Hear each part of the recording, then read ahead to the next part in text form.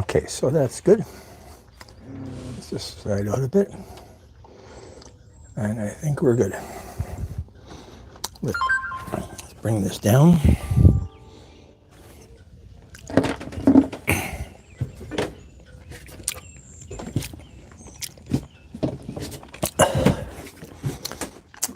It's live. It's Tuesday night.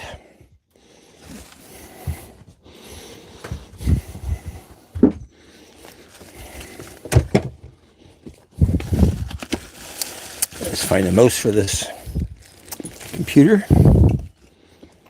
There's a mouse. Let's see what we got here. Let's see what we got here. Let's go there.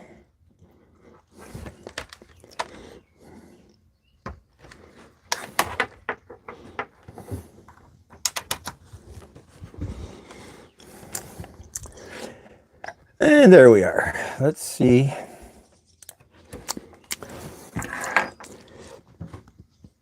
It's Tuesday night. Live.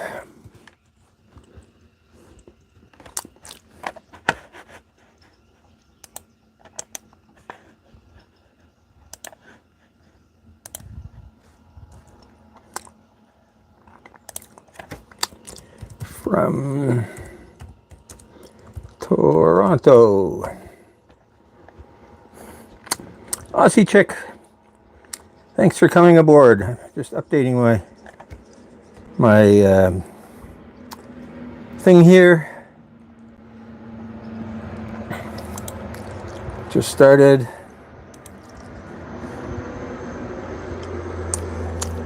I think I've seen you before. Okay, yeah, now I remember you. I remember you. Let's give you a wrench, and you can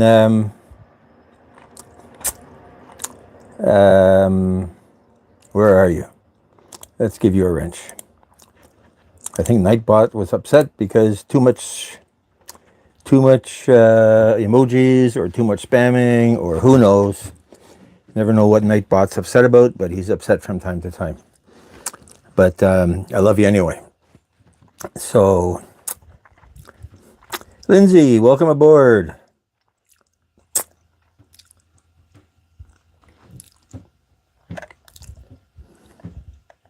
Faith Mix, Caesar Mocha.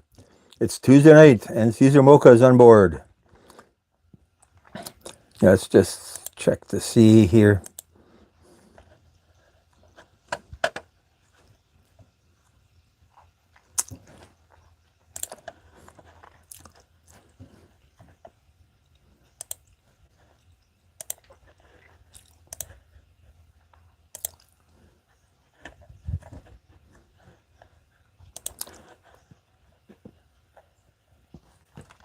Yeah, it floats. I was going to Eminem.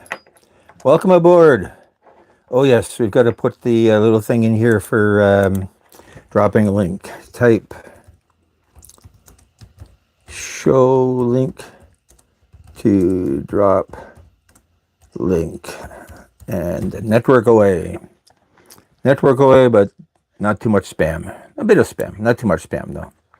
And let's pin this, pin the message. I'm starting following this guy called, his name is Pinned Message. And the first time I saw that, I couldn't understand what was going on. But he picked the name Pinned Message, so it's like other people have picked Error 404, right? And you think, okay, you typed in the wrong web name site. But that's the guy's name. So anyway, I'm sitting inside the boat. The camera is out in the back. I think we've got an area where we're not intruding in too much privacy. We were going to, the royal I, let's take off this captain's hat. It's a bit warm here. So I was going to investigate the bilge pump live. And I don't have the right tool for removing it, so that's going to be a not live thing. And and so I was down on the boat yesterday to pick up some tools for some work around the house, and the bilge pump stopped working. I don't know, was it on the weekend, or I guess it's the last time we had a live on the boat, so it's a week ago tomorrow. Hey, little bro, welcome aboard. So I came down, and the bilge pump was running continuously because it's a mystery. So I started taking things apart, and the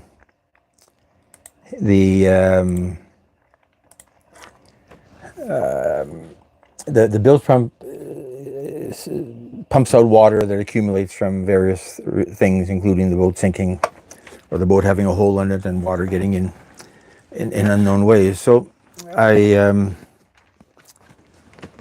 investigated a little bit what's going on, and I still don't know whether it's the float switch, basically a water level switch. And my understanding after some research on this particular bilge pump is it's a solid state water level detector that either is full of crud or has actually broken.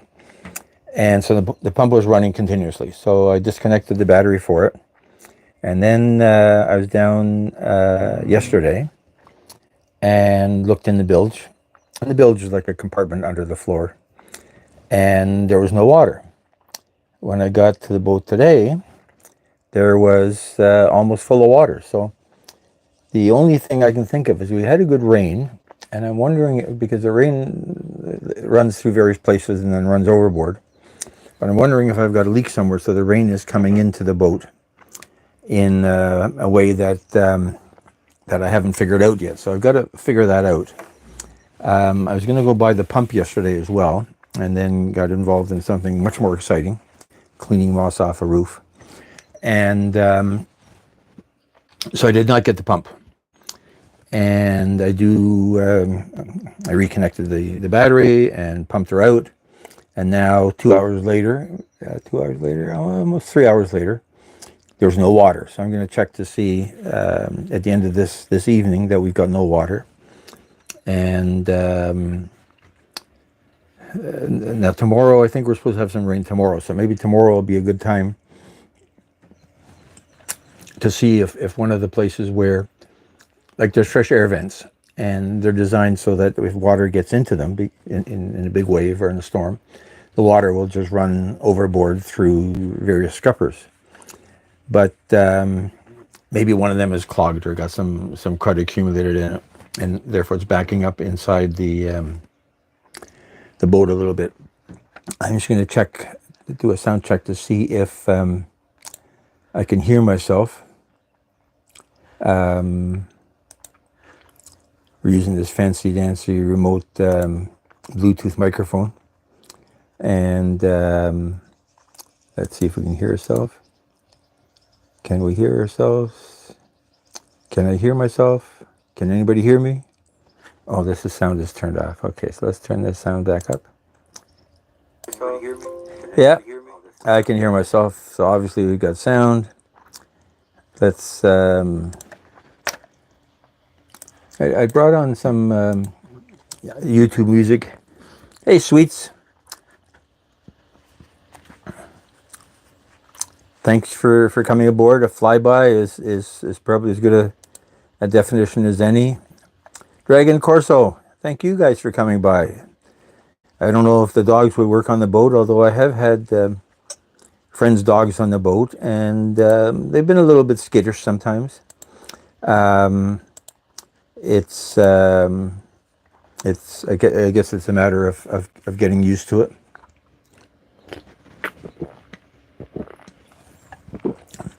Pardon me, it's warm here. Just had a good sort of Diet Coke. So I brought down some YouTube music, copyright-free music for background. And let's just turn on the Bluetooth speaker and see if the Bluetooth talks to the Bluetooth.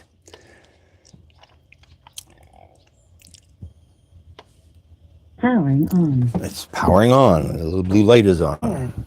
It's paired, but what's it paired with? It could be paired with my phone.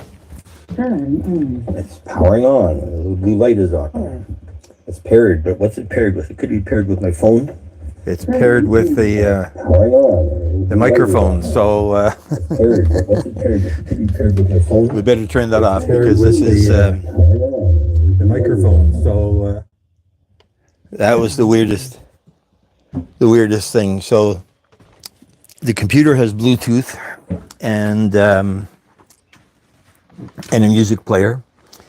And of course, the phone has Bluetooth for in the car. Willie's Desert, thank you for dropping by. Appreciate that. Hang in as long as you have time for.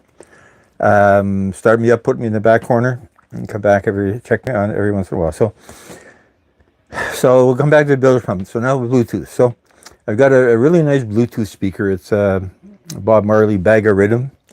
I can't remember where we bought that,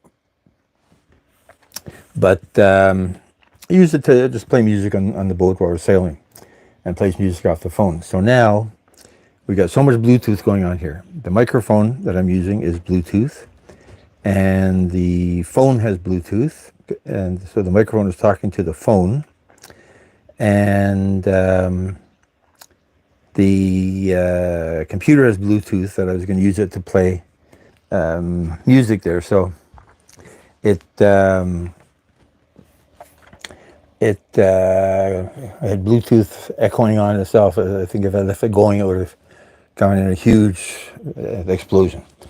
However, so back to the bilge pump. So the bilge pump, I had water in the bilge when I got here today, and a fair bit of water. The bilge is about about a foot and a half deep in the middle, and it was almost full. So that's a little bit scary because if water is, if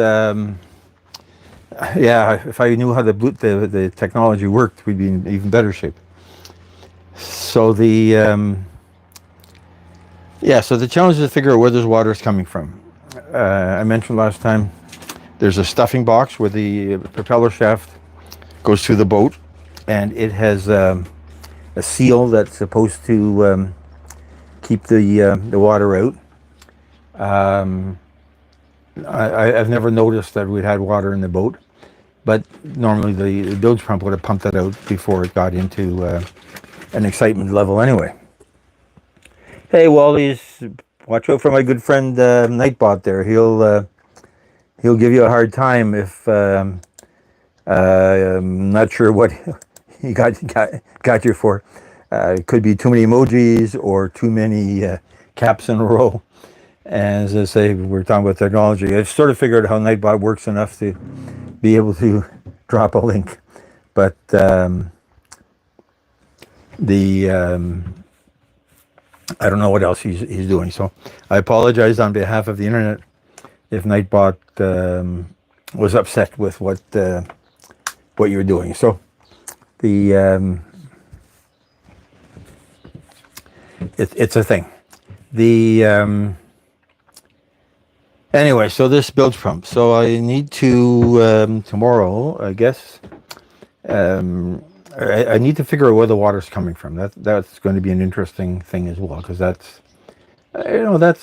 serious. If a boat gets full of water, it's counterproductive to the concept of floating your boat. And certainly, if the bilge pump pumps it out, then that's a good thing. I was saying it's supposed to rain tomorrow, so that'll be good, because if I'm getting rain through one of the vent drains that it's running into the bilge rather than out, then I apologize on behalf of the internet. And Nightbot is a bit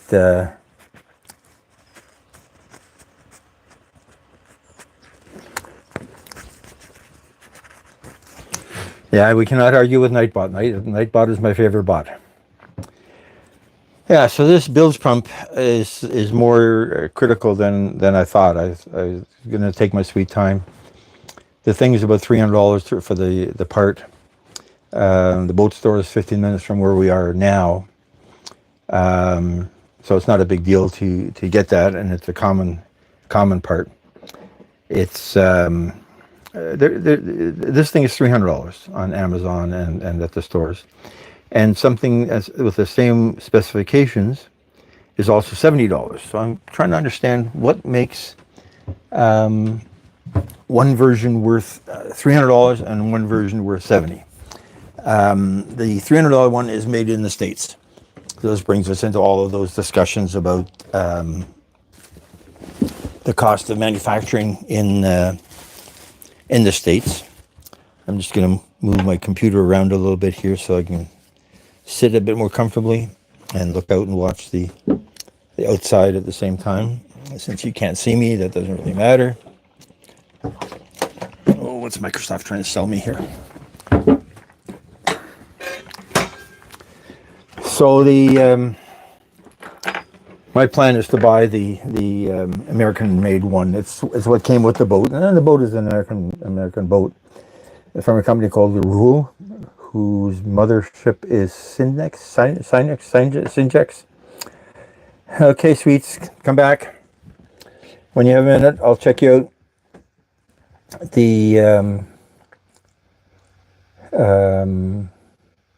Yeah, so I don't totally understand why there's such a big price difference.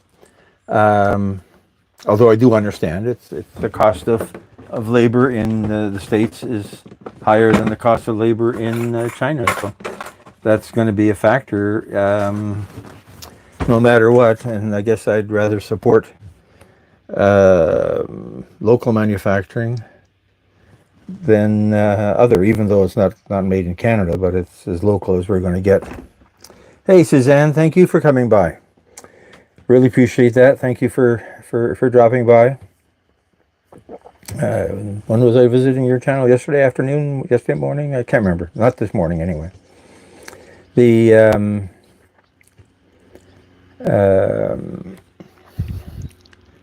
just want to start this thing up.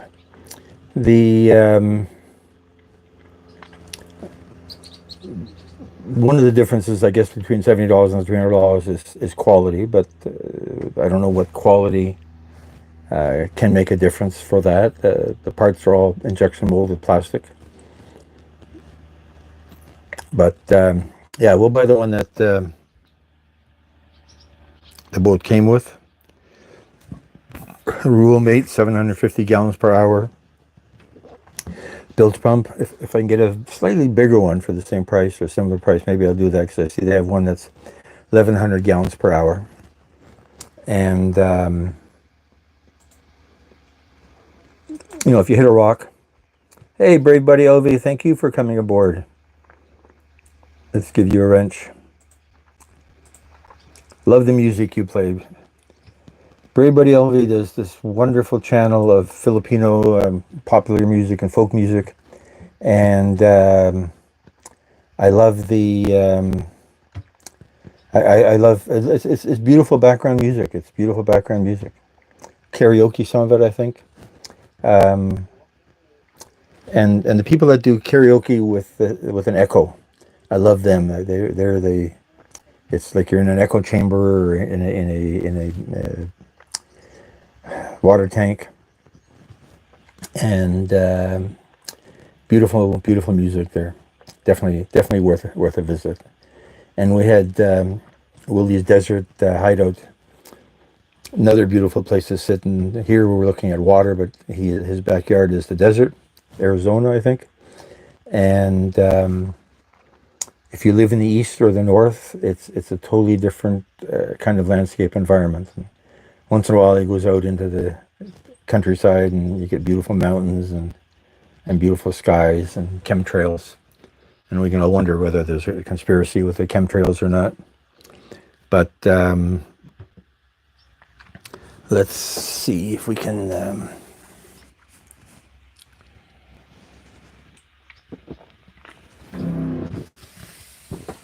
again, pardon for that good gulp in there.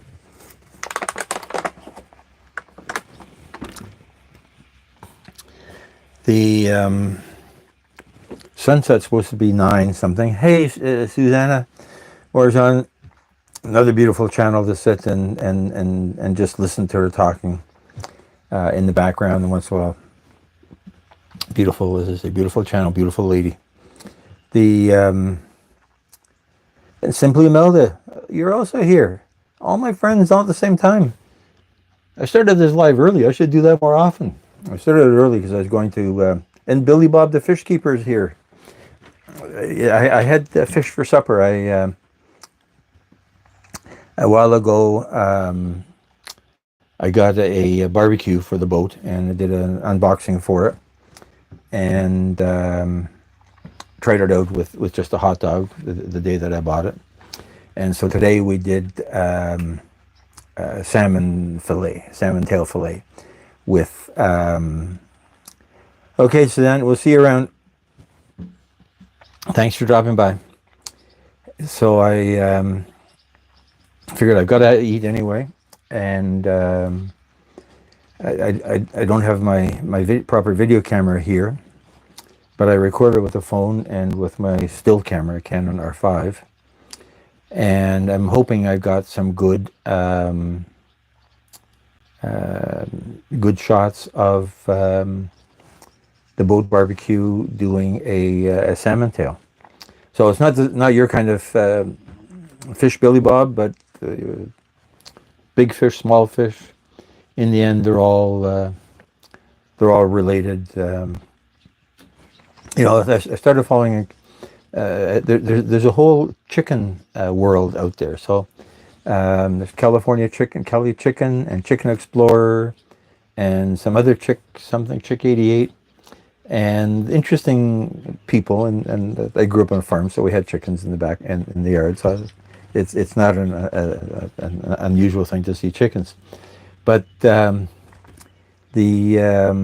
so they're talking about the chickens and the lives of the chickens and the chicks and the hens and so on. And I had just posted a video on sweet and sour chicken, and I mentioned that, and then I said, oh, maybe I shouldn't be talking about cooking and eating chickens in a group of chicken people. But I think it was Cali Chicken said, "Nah, don't worry about it. It's the circle of life. You eat the chickens, and that's all part of it." So, but yeah, I had never thought that. Charlene, thank you for coming by. I haven't seen you in a while. Haven't seen you on Last Night Road too. I was looking at something on your channel yesterday afternoon. Thank you for coming aboard. I really appreciate that. The boat's getting kind of full. I love it. The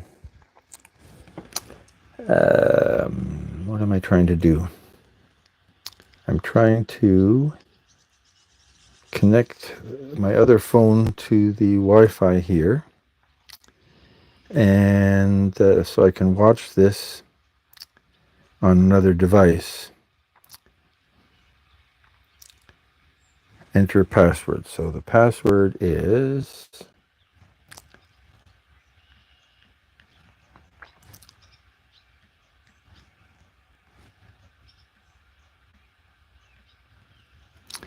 there's a whole bunch of numbers because it's all controlled by a machine, in fact. Okay, so we've got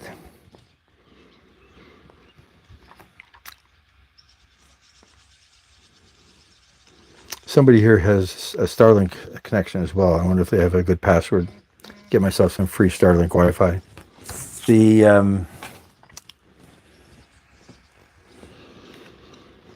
Why am I doing this? Because I wanted to be able to see what this looks like on another phone. So I'm watching it on a computer, and it looks different on a phone. Like Willie does all his lives off of a computer in widescreen. But most people's lives, I guess people that are doing StreamYard with two people on board are doing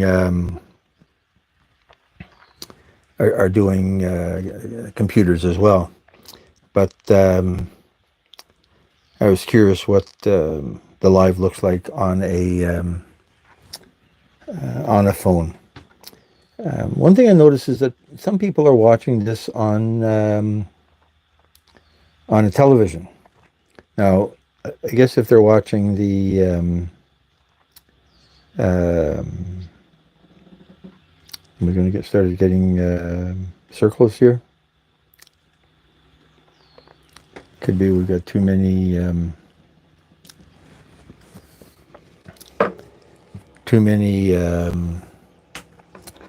things going, sucking all the power out of the internet. Let's just see if we can hear ourselves here. Yeah, we can hear ourselves here, so that's good. It looks good on the phone. I don't mind that at all. I don't mind that at all.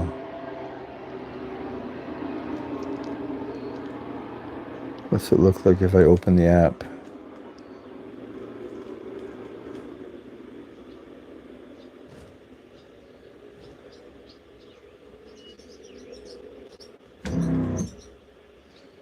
Yeah, it looks better. The quality of the picture looks better on the phone than it does on the computer. I'm impressed. I'll just let that running for a while so I have an idea of what all this technology is doing.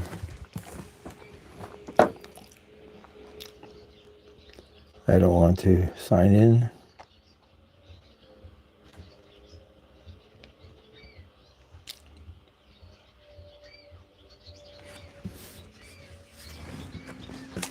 A lot of swallows here today. There was a bunch actually sitting on the railing and watching me. And I'd mentioned a couple of times that one of the times I chartered a boat in the British Virgin Islands, and I guess it's pretty with the end of July, so starting to get into hurricane season, so it could have got scarier than it really was, but ended up with we had a barbecue on that boat, and they provided us with 5 days of food, all frozen, so that it had a fridge, not electric fridge like I have now, but a fridge driven by a compressor on the motor, a cold plate, and as long as you ran the engine for an hour a day, the fridge would stay nice and cold, even in the Caribbean temperatures. And so one day the food was fish. So I put the fish on the barbecue and some other vegetables that were there, and wasn't paying attention. Seagull suddenly swoops down, steals the fish. Now, it was a pretty big piece of fish, but it was a pretty big seagull as well. And that barbecue opened on the top completely. Go with the flow. Welcome aboard. And the barbecue now that I have now is smaller, and the lid would probably prevent the seagull from making a swoop. But I did leave a piece of the leftover fish that I had for supper on the barbecue, and I had my camera ready, waiting for a bird of any kind to come down and steal that piece of fish. But they didn't.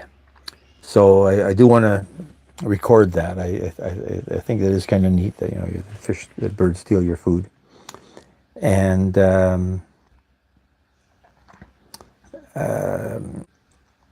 I'm sure if I left it there for an hour or so, and then some bird would come by. There's not a lot of seagulls in this marina. I've seen them. There's a big grassy lawn. I've seen them on the grassy lawn looking for worms or whatever. But the seagulls don't come by here where we are in the water. I think a while ago I saw swallows flying by the back of the boat that would have been picked up by the camera. And I had a few ducks already today. I keep waiting for the swans to come by because they are so big and beautiful and impressive. And they really stand out. But yeah, so there goes a bird right there. A bunch of birds just flying by right now. So maybe if I'd left the barbecue on, I took it off, left the barbecue on at the back and on the back rail, and left it for the birds, then somebody would. Oh, there's one sitting on the rail right now. I guess see where he's sitting on that back rail. That's a swallow. He would have had a good view right inside the barbecue, and so we've been able to reach in and steal a piece of fish. Oh, I got a lot of birds. I wonder if they're going to come in the boat because maybe they can smell the remains. They're in a garbage bag inside the boat, and you take them, put them in the marina garbage. So let's see if somebody shows up and talks to the camera more. But yeah, no, I've never had this many birds sitting on the back of the boat as we have right now. But yeah, so the objective was to make some use of the barbecue and to develop some recipes that work well on a boat. Still haven't got the catch and cook under control, although I did buy a small fishing rod and a bobber for that. So this on the way here, I stopped at the market and picked up a piece of Atlantic salmon tail, and some zucchinis and red peppers, and cut up the zucchinis and cut up the red pepper, and marinated the whole thing in a mixture of soy sauce and lemon juice and garlic powder, and it was pretty tasty. So that will actually be I think our next live recipe. It's hard watching the phone camera to see exactly what I'm recording in the really bright sunshine. So there's a possibility that I didn't get what I was hoping for. I didn't get the fish being placed on the barbecue. I didn't get the lemon being squeezed onto the plate. So I won't know that until I put it on the computer and edit it. I guess the edit might be tomorrow's live, and then if the edit turns out good, then I'll end up with salmon and the zucchini on the boat as Thursday's recipe. I guess that maybe I should try for tomorrow. I wanted to do more, and that is the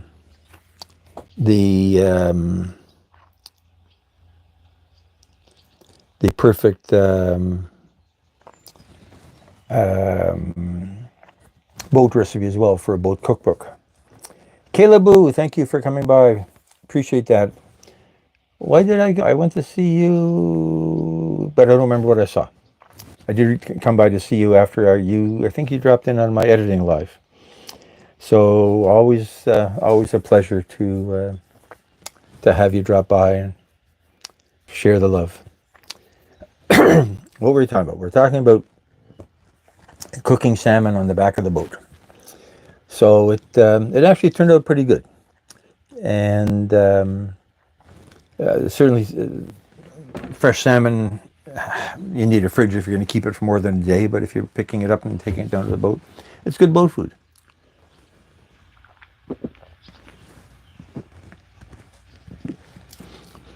And I was watching another guy that I follow, Outfish Ontario. So he goes fishing in Lake Ontario and the Grand River, and he was talking about a perch. And then there was somebody else talking about catching perch in Lake Ontario. So I'm on Lake Ontario. And perch is a small fish. It's about the size of my hand, I guess, a little bit bigger than a hand, 9-10 inches long. And there you go with the flow. And they are they're very good fish. They're easy to scale. We used to go ice fishing with my dad when I was a kid and catch them in Lake Erie. Never in Lake Ontario, but they're in here as well. And so they're easy to scale. The bones come off very easily when you cut them in half. And so do a catch and cook of perch if that's what we catch. Outfish Ontario was also talking about catching smallmouth bass. So it's a panfish. Hey, yeah, thanks for that. Go with the flow. Do appreciate sharing what we're talking about. It's it's um, it's interesting. It's interesting. I can't remember who. Maybe it was Willie's. Was yesterday? One of his lives was talking about this concept of running a live from the back of a boat and seeing the scenery that is a little bit unique. And like Willie's is desert. I mean, the desert I've been in is in Las Vegas and in California, but it's kind of just passing through. So kind of a different view, especially if you're sitting there and watching the birds go by.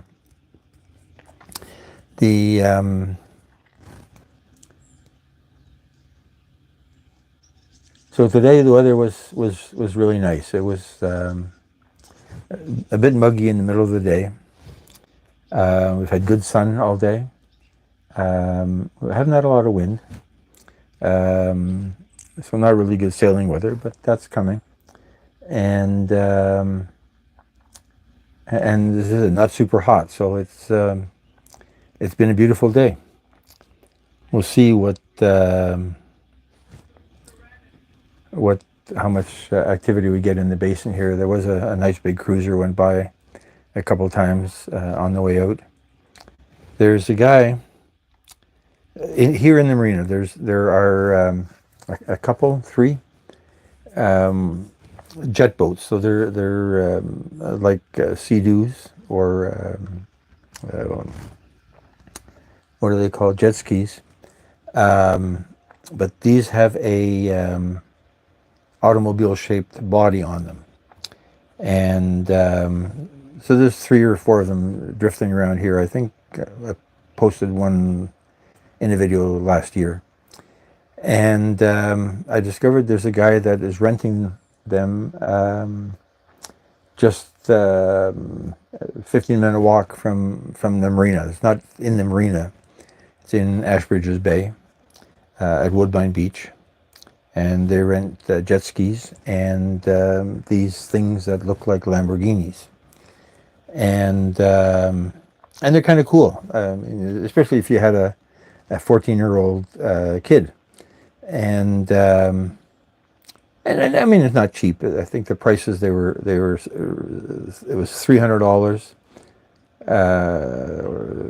for an hour, plus $1,000 safety deposit because people are going to run into things, and you could take 4 people on your rental, or for $250, you could take 3 people, and you got a no, it must be the other way around. $300. You also got a captain to drive the boat, and no safety deposit because somebody else is doing the driving. So you're basically going for a ride in the water on a fake Lamborghini. So it's kind of interesting what people are doing out on the water. Oh, pardon me, sneeze there. I don't know where that came from.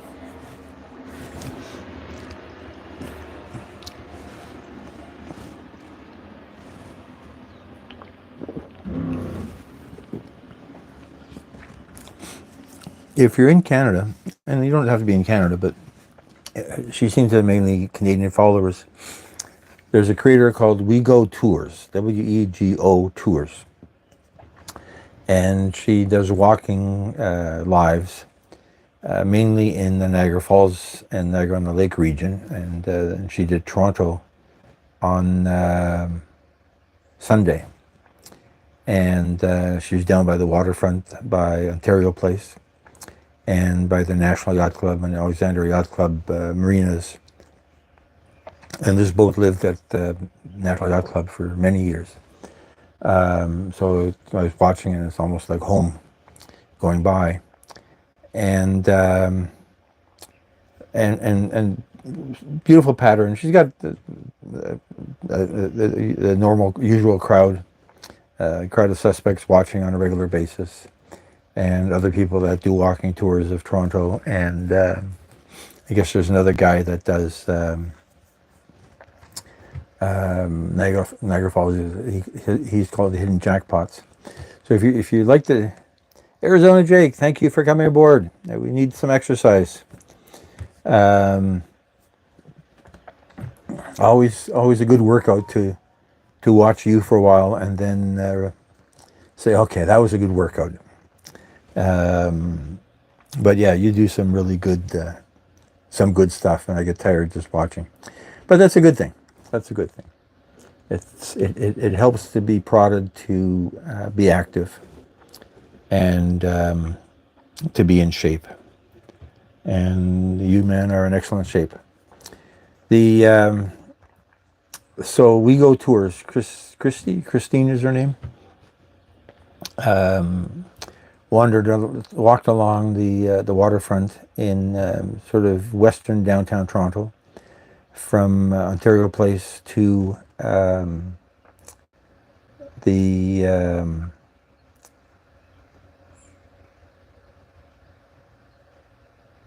Sunset Beach condos. Anyway, to Stadium Road, basically. Because it's all a park and walkable in that area.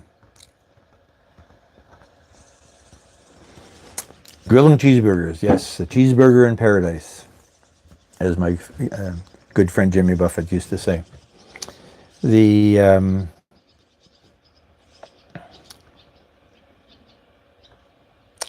I see some circling on this phone. I'm hoping that we're not getting buffering there. If we are, I'm going to just turn off the phone in the background so that we're not sucking as much power of the marine internet. And people are coming home from work, and people are going to do some work from home and stuff like that. So at this time of the year, there's a lot of people sleeping on the boats.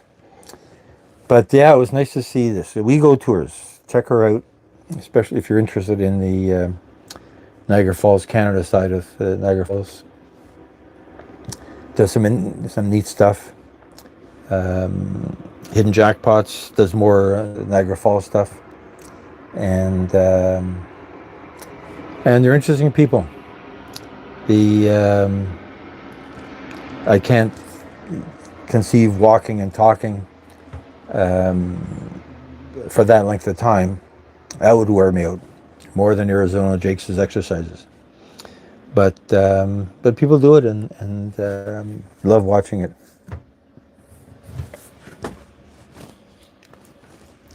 Let's just had another airplane fly overhead.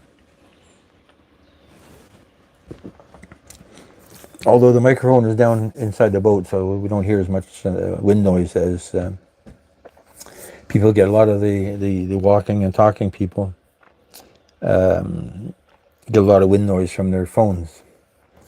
And this Godox Bluetooth microphone, I think, solves that problem, because the phone is where the wind is and I'm where the wind isn't. And even at that, I can stick the phone inside my shirt pocket and it'll still pick up my voice, but it won't pick up the ambient noise from the wind.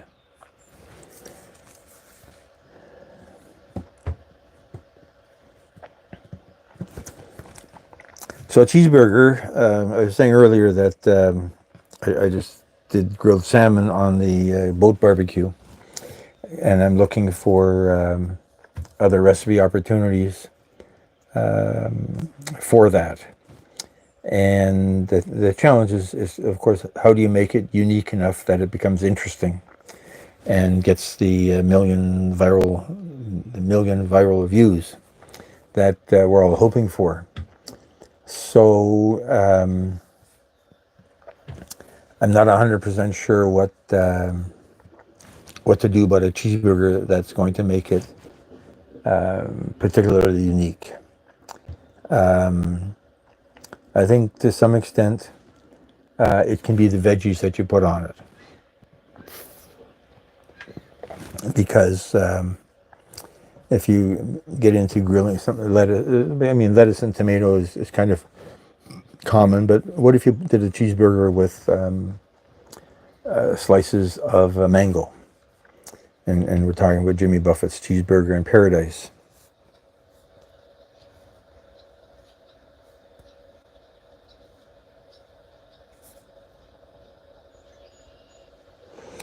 Thanks, Arizona Jake. I actually bought the grill from a marine store here because I want to support my local merchants so that they're around when they need the other parts. But I like that idea. I did sign up to be a YouTube influencer, and I didn't think that I was worthy, but I did get accepted as a YouTube affiliate. So on that episode, there is an Amazon link if you would want to buy it through Amazon. And a lot of people don't have a marine store within walking distance. Then that's I'm hoping that, yeah. But I like the idea of the reviews. I'm trying to pursue that to see whether how I want to do that. I think it's part of creating content and sharing experiences and making a few bucks. In the process, I guess making a few bucks is one of the bigger objectives. But I like that idea of the reviews. I have to check that out. Thanks for that idea. So yeah, cheeseburger. So here we're making this up now, and the cheeseburger mango, I think would actually taste pretty good. And you have to, and maybe mango and avocado. So you get into the whole California vibe of avocado on things, and I do like the taste. And from a point of view of a cooking video, there is a little bit of business about opening the mango and cutting a slice, and opening the avocado and pulling out the pit and cutting a slice of the avocado, or cutting it into slivers. And that reminds me, I think I did, because I did a lot of photography for Uber, and I do seem to remember somebody, I'll have to look through my photo archives, somebody did a burger with avocado wedges, and it had some California name, California the Malibu burger or something like that. So it's I like that idea. So a cheeseburger with mango. I'm going to go off into the AI rabbit hole again, and Code 11. Was it Code 11 that was here last time? I think he's a computer kind of guy. He does electronic music, and his name, I think, is computer code related. But we got off into the whole tangent of whether AI was going to take over or anything. Oh, and then Healthy Kitchen was looking at AI to generate cooking videos. And I wanted to see I wanted to see a couple things with AI. So I recently did an episode on shrimp scampi, which is very simple shrimp with garlic and lemon. And I had it with noodles. So the first thing I asked ChatGPT to do was generate me a picture of shrimp scampi. And I didn't ask it for noodles. And I guess, all the internet channels talk to each other. I was logged into my YouTube. I may have done a search on shrimp scampi with noodles. Anyway, so ChatGPT comes back with a picture, and it was a very nice picture of shrimp scampi, or shrimp, I can't tell if it's scampi or what it is, on a bed of spaghetti. So I said to myself, well, this is interesting. What if I ask ChatGPT to give me shrimp scampi in a bowl, in a white bowl, on a bed of rotini noodles, rotini pasta, because that's how my recipe was, the rotini, because I like the word rotini, and I like the shape of them. They're little spiral things, and I like the fact that you can easily get a forkful of pasta and whatever else you've got, shrimp, without twirling the thing around. I can't twirl spaghetti to save my life. Never really figured out how to use the spoon. Pardon me. And ChatGPT came back with a very nice photo of shrimp scampi and noodles. So my first challenge was to compare my own photo of shrimp scampi, and if anybody's interested, my photo is if you go to that video, there's a link to a WordPress blog with that recipe on it. So my photo of the actual dish, taken with a real camera, is there. And I think my photo is more expressive. I think ChatGPT's photo does look artificial to me, but maybe it's because I've been playing around with it so long, I'm becoming jaded or confused with real life versus AI. But the fact that it could create a dish of shrimp that they had no obvious sauce, because the lemon sauce isn't obvious on the shrimp, and it knew what rotini noodles were. Like, how did it? I guess somewhere in its library of in its language model, it had rotini noodles. It knew that rotini was this thing that looks like little spirals. So it did a very nice picture. So then I had developed my own shrimp scampi recipe from research on 20 or 30 other people, and from experience eating it at restaurants. And I said to myself, well, what if I ask ChatGPT to how to make shrimp scampi? And I got a very credible recipe. It knew all of the ingredients. It knew about the shrimps, of course. It knew about the garlic. It knew about the, pardon me, we got a plane flying overhead. It knew about the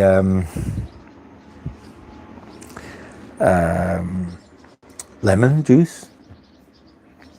So it was it was almost scary. Like, how does it know of all of the recipes that it's scanned? Because it somehow breaks them up, so it's not copying any one particular recipe. But it did a very credible job of telling me how to make shrimp scampi, and the steps that went through are very unique. Yeah, Jake, I don't have a lot on the internet. I used to write articles on computers for a couple of magazines, and I did write an article about sailing in the British Virgin Islands when the seagull stole my fish. So I'd be able to identify that, and there probably wouldn't be too many people that have written that story. So maybe you're right. I should check to see, ask it to tell me about a seagull stealing a fish in the Virgin Islands, and see if it uses some of the words that I used. There are all kinds of lawsuits going around, people trying to get money out of OpenAI and Google and everybody else that's doing this stuff. But yeah, so I really don't understand how it knows that, how it knows how to search through its massive database of things that make up recipes to give you a complete recipe that looks like it might work.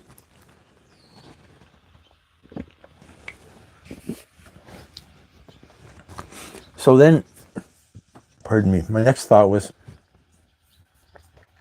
maybe this is a direction to go in for my next cooking exercise. In fact, I did, because today I did salmon on the barbecue. I did ask, and because I had bought a piece of salmon, so I was trying to figure out what I'm going to do with it. So I asked ChatGPT for a recipe on how to make poached salmon, which is boring. You just put it in water and that's it. But then I asked it for a recipe of fried rice and poached salmon, and it did come up with a very nice recipe that basically is fried rice with big chunks of poached salmon. So you poach your salmon, and you make fried rice, and you get fried rice with salmon. But my thought was I would actually use that recipe and then cook it, and then do a taste test afterwards. And see how good it is. And then, so the question becomes, well, what's the point? Well, it's a recipe. But the point is, can you build on AI-generated recipes? Do they make sense? And then I got off on another tangent with myself. When you're talking to yourself, you go off in strange directions. And this was basically talking to myself and a whole bunch of people listening in.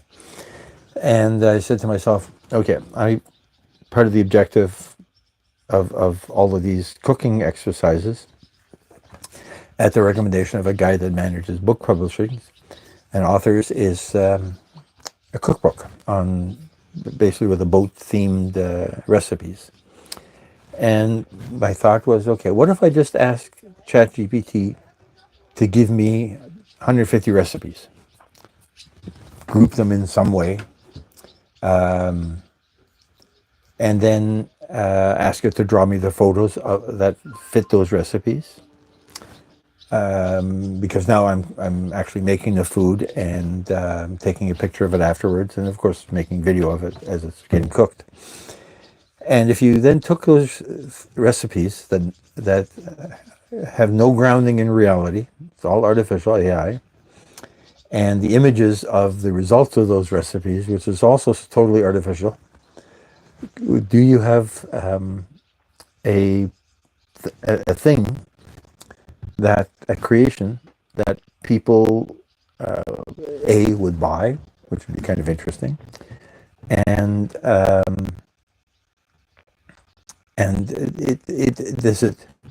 does it fill a valuable role? When people say, if you're going to write a book, you should try to solve somebody's problem. If you're going to do a video, solve somebody's problem, give them a solution to what they're looking for. So back to Healthy Kitchen Wizard, I think is her link.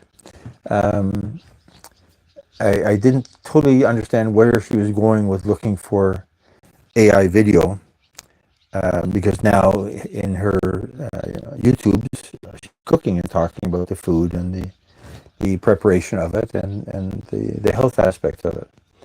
So if and it's her that's in the kitchen stirring the pot. So if she finds a way of generating AI video for cooking, is that a whole new genre for you, Jake? If you had an AI person doing exercises, and what would be the value of that? So with you, you look at this and you see a guy, and you say, okay, he looks much better than me, but he's a human being that I can hope to emulate and maybe get a little bit out of what he's doing, and achieve 1/10 of what he's done. If it was a totally fake AI thing, you'd say it could be a cartoon. And I did get off on the deep end with Popeye, because Popeye, the original Popeye, is no longer copyright protected. It's 100 years, 1923, I think, in the States. So it's out of copyright in the States and in Europe. But that's only the original copyright. Popeye is still a trademark for a cartoon and a fast food chain. So if I had a Popeye cartoon doing exercise, or a human being doing exercise, I know I would rather watch the human being because I can relate to him. Now, and again, if you've seen Arizona Jake, he's an amazing looking guy.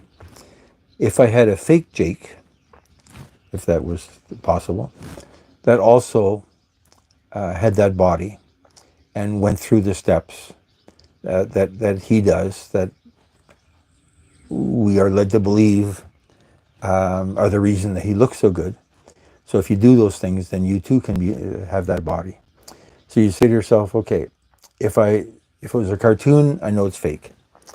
If it's yeah, I agree. I think that looks like the barfing emoji. Now, if you had an avatar, a person doing bench presses and some of the exercises that the human is doing, and you didn't know that it was fake, would you, as a human being, say, okay, I think I like what that guy looks like. If I do some of the things that he does, will I have some of the same? I'm not sure what happened here. We lost.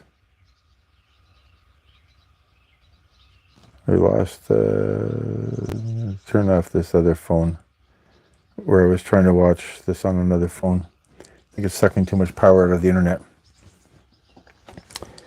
I think we're still here. We haven't lost the. No, we're still here. I'm just going to go up and take a peek at the phone itself and make sure that it's still happy.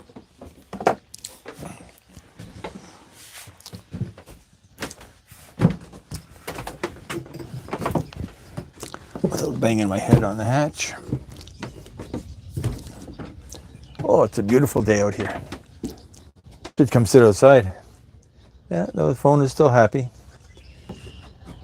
Should come sit outside, except then I can't monitor the chat on the computer, so we'll stay down below for the time being. Oh, just look at how still that water is. Oh my God, is that ever wonderful.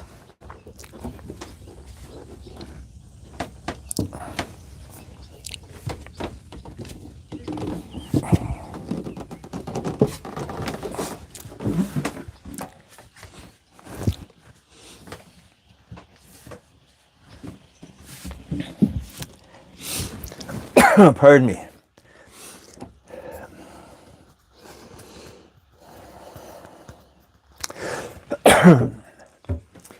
Yeah, it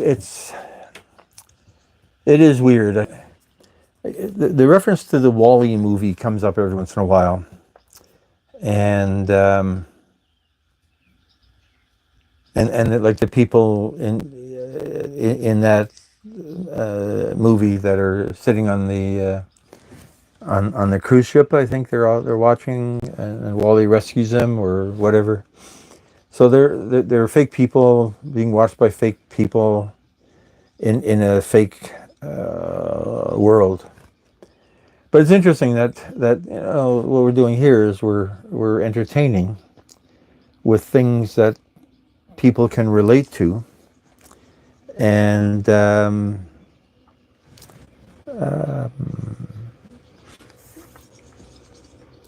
how real does the thing that they're relating to have to be? I mean, here we're watching boats in the water.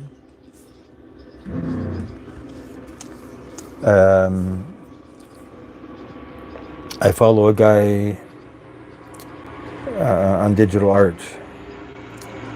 His name escapes me, but he does a lot of music with artificial AI backgrounds.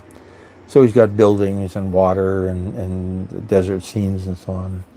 And they're all fake, but they're quite watchable. So it's interesting to see where people are going. The I guess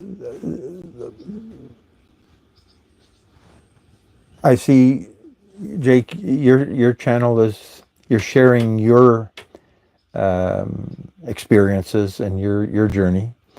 But I've also watched other YouTubes. I hurt my foot, so I was watching YouTubes on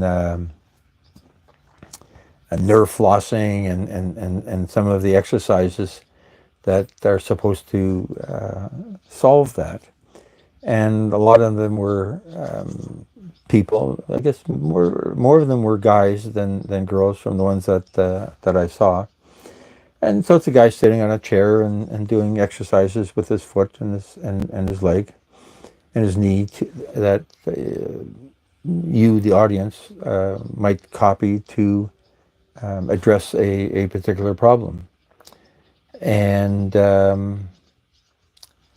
in that video, you're relying on the authenticity of the presenter, that this is an exercise that is good, and you're watching the video of a person's knee and leg coming up, and his foot being extended, and the toes being extended and retracted, extended and retracted, to do this nerve flossing thing. But you probably would feel as good about watching that, even if you knew that the image was not a human being. Would you watch it as a cartoon? I think you would, because people buy books on exercises and on exercises to do this, to solve various issues.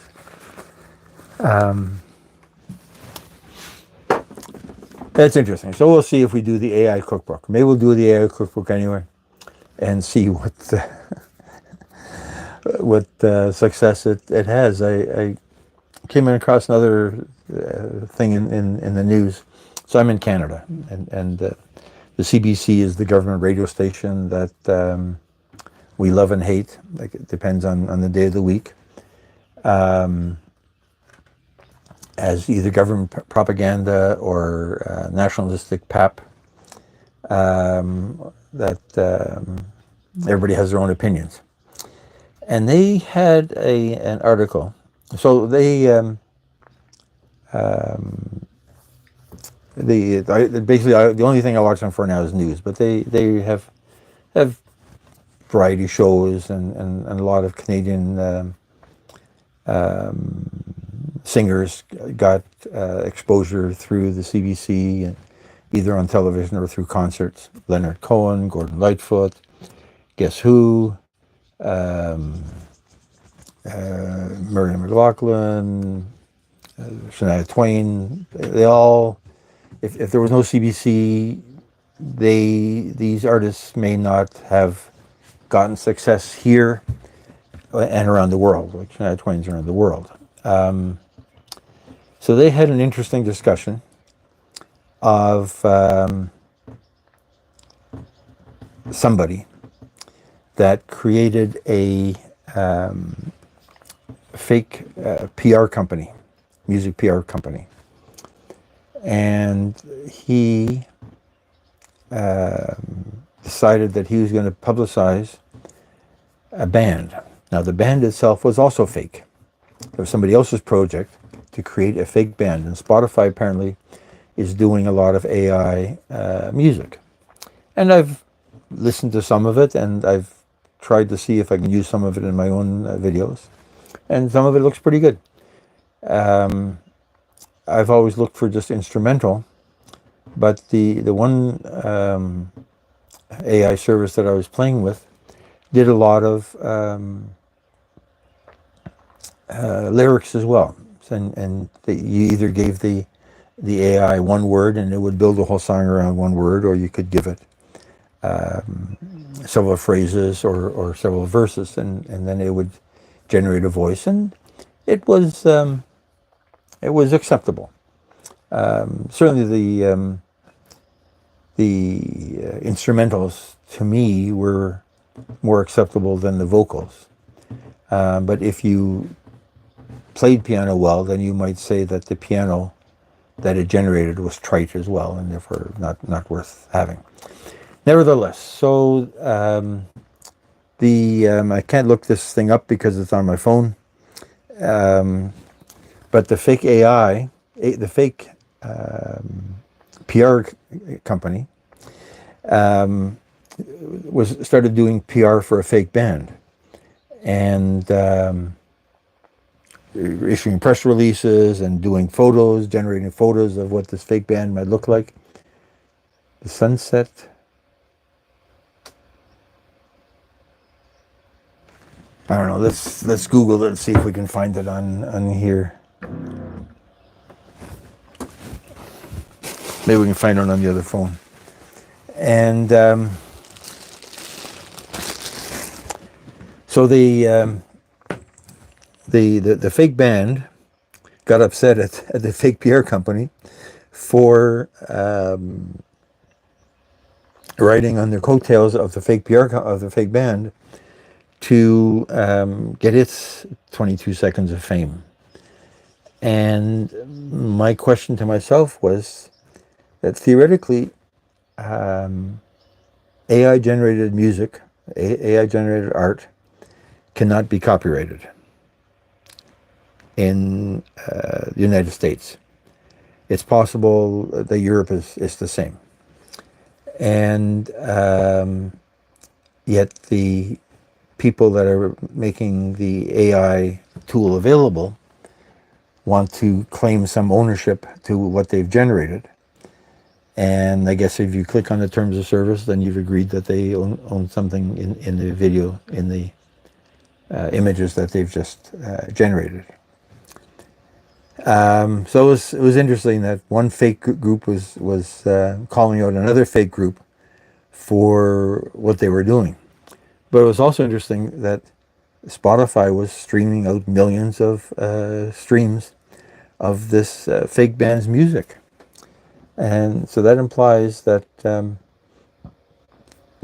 that people who listen now, Spotify has an algorithm in the same way as YouTube does. Let's see if I can find CBC on this other. I deleted them.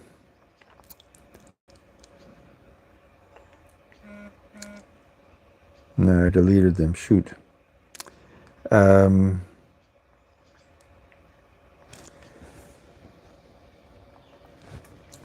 Yeah, so fake band, one AI trying to sue another AI for stealing its fakeness. It's a weird world. They talk about AI learning from itself and inventing wilder and wilder things that don't make any sense.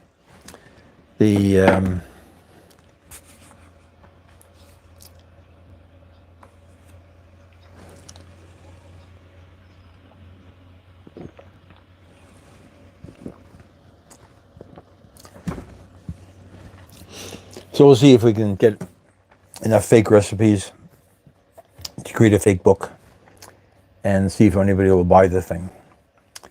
And I'm not sure that I would hide the fact that it was created by AI. Amazon, when they publish the books with their publishing service, they want you to tell them if it's been generated by AI.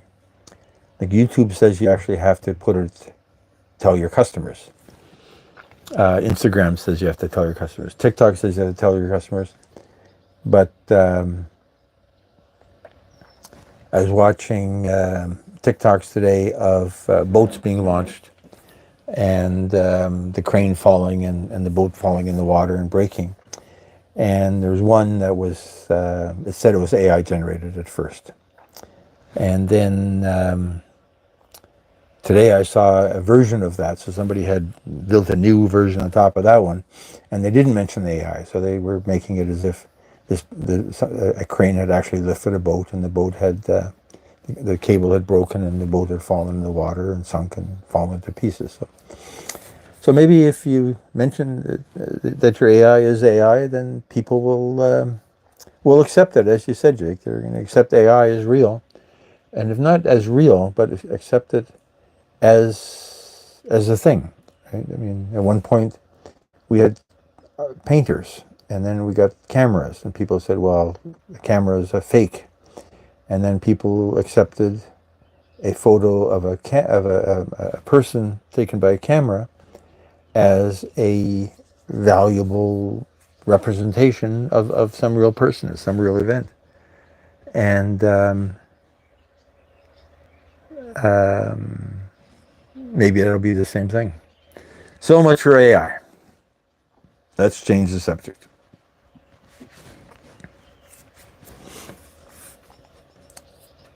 Salmon. So I got to come up with a couple other salmon on the grill recipes that are interesting and unique enough, in the same way we're talking about the cheeseburger. How can I make a cheeseburger interesting enough that somebody will watch it as a video, and somebody will buy it in a book, and feel that they've learned how to make something that is special and unique. The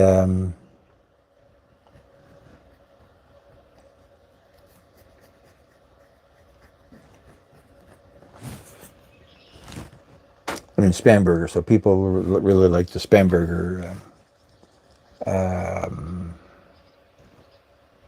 video, because it's kind of unique, right? It's a bit different from your everyday hamburger. But people do have millions of views on basic hamburgers.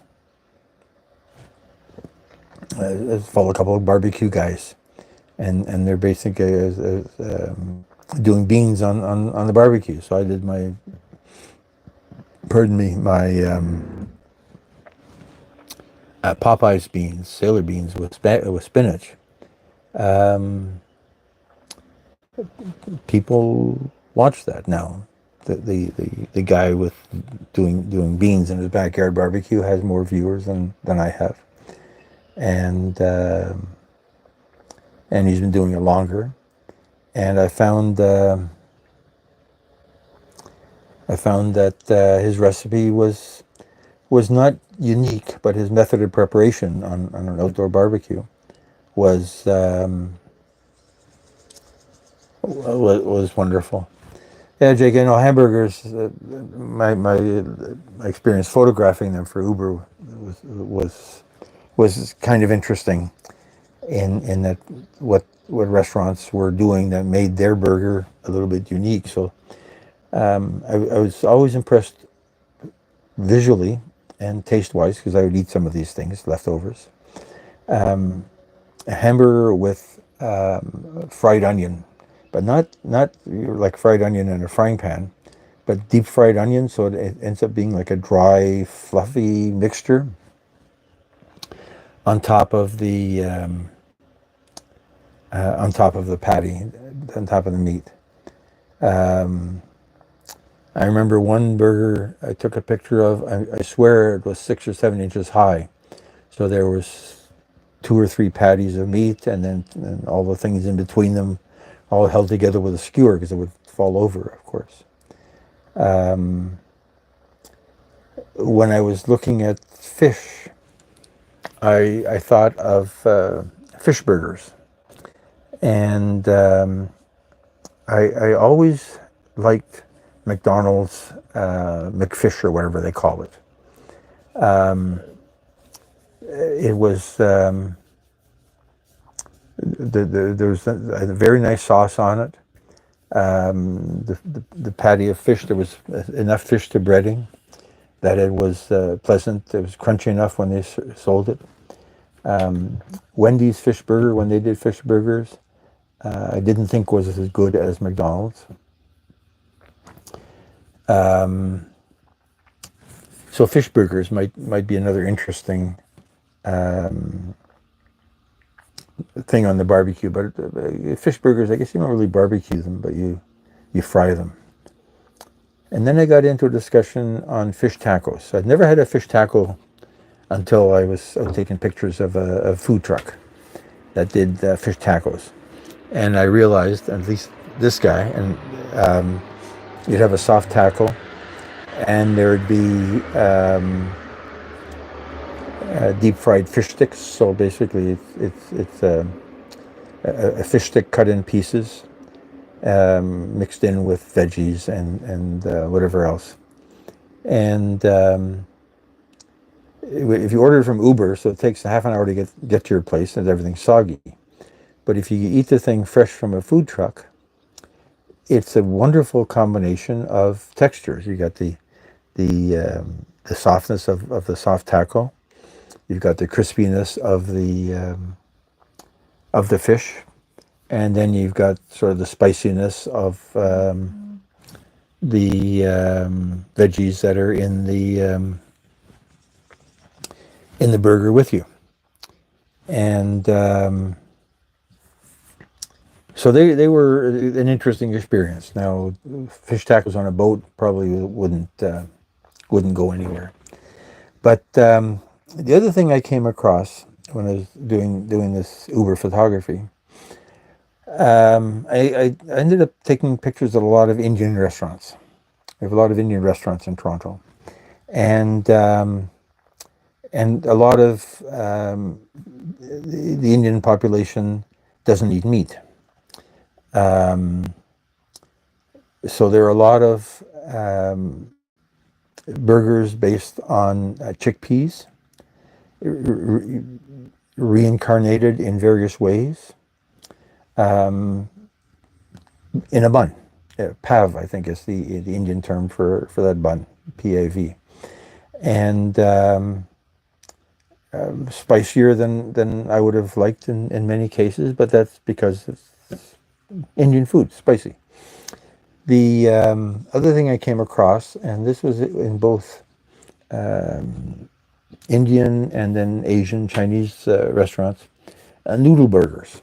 So it would be noodles, not soft cooked noodles, but sort of crispy noodles and vegetables in a bun. And so some of these were really interesting tastes. Is there a market for how to make your own chana burger? Chana is Indian for chickpeas. I don't really know. It'd be interesting to find out. Is it unique to a boat? Not particularly, except chickpeas don't require a fridge. Noodles don't require a fridge. So they're burgers because they had a bun on each side and then stuff in the middle that that people like to taste. And in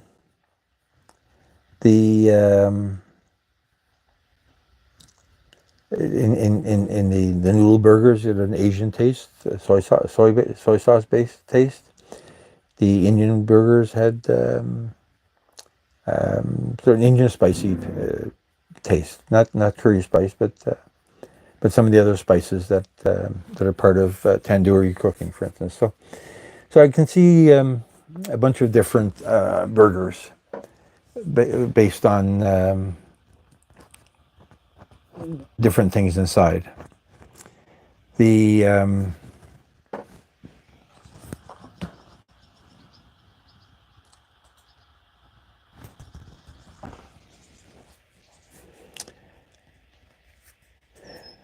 So there's a bunch of things you can do with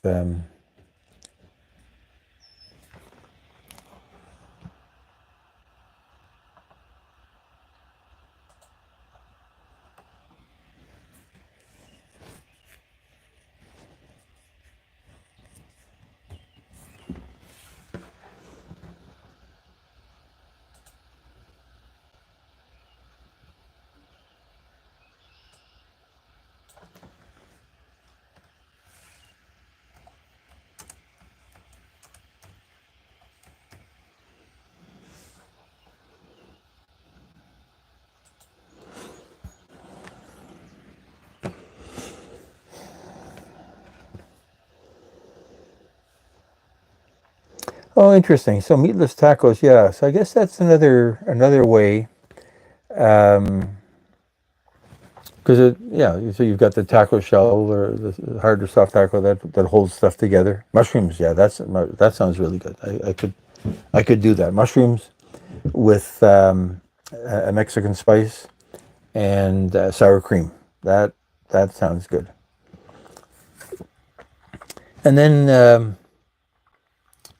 I was reading a thing today, an article in the paper about an animal rights advocate was going on about we shouldn't eat beef because it's bad for the climate and bad for the environment and so on. And another article that said, and I think this was widely published in a lot of places, that eating one hot dog is one hot dog too much. That the highly processed meat is going to kill us. And then the veggie burger people who are highly processing veggies are saying that this is going to save us. So the differences of opinion as to what's going to what's good for you and what's not good for you. The veggie burgers, I tried one once. It did not do anything for me. I've made them for people at cookouts, my cookouts, that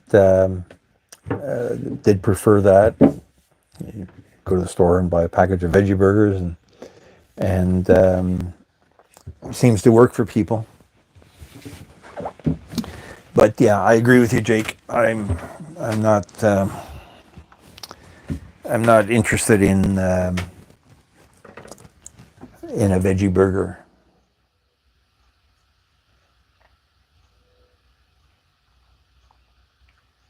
Now, fake fish. So I I like fake crab. Now, it's also called shirimi.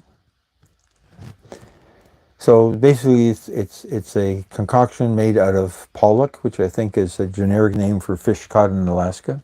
I don't think there's an actual fish called pollock. That the meat is broken up and then recomposed into things that look like pieces of crab leg. And the thing is, I'm trying to find the best tasting version of this. So the fish market where I buy my salmon and so on, they sell one, and basically it comes in a big block and they thaw it out, and you get your little bits of it. And it has some red dye, which may or may not be allowed anymore. And fake crab taste, a fake or real crab. I don't know how you can fake crab, but obviously somebody figured it out. And I like their flavor. Now there's another place that sells a what they call a Neptune salad, so fake crab salad, and it uses a different version of this pollock-based fish, and it is artificially reconstituted. Yeah, Jake, I think so. Yeah, so it's artificially reconstituted because it's stringy like a crab's leg. So if you look at a crab's leg, whether it's a snow crab or a king crab, the muscles are lengthwise. If you look at the lump crab meat in the body, it's sort of a mush. It's like tuna flakes, but the legs have a very unique texture. So this fake crab, tries to emulate that. And then I came across another fake crab that, let's turn this guy off again. I think we're sucking too much power out of the internet here. That is actually processed to look like a crab's leg. So a snow crab's leg is long and roundish, like roundish, but his length is thick in the middle and then thinner at the end. So, because that's the shape of a snow crab. So this company tries to emulate that, and I found their taste was too fake crabby. Like it really bothered me. So the one I like best is this one brand, whatever it is that the St. Lawrence Market sells, and I just put it in a salad with veggies and lettuce and croutons and a creamy dressing. So it's good. I've thought of it having it as a snack because I like smoked salmon on a cracker or smoked salmon on a slice of a French baguette with cream cheese. And I like the texture and I like the taste and I like the flavor. Now, when it's smoked salmon, depending on how you buy it, I don't like smoked salmon close to the skin from the belly. It's too fishy. But if it's from the back or the tail, it's good. And but I have thought, as you just said, of instead of putting salmon on my piece of bread, I would cut a slice of this fake crab and see what that's like. So maybe that's worth a try. It's it has a nice texture, it has a nice taste, incredibly inexpensive. So that's worth a try. That's worth a try. I hadn't thought of that.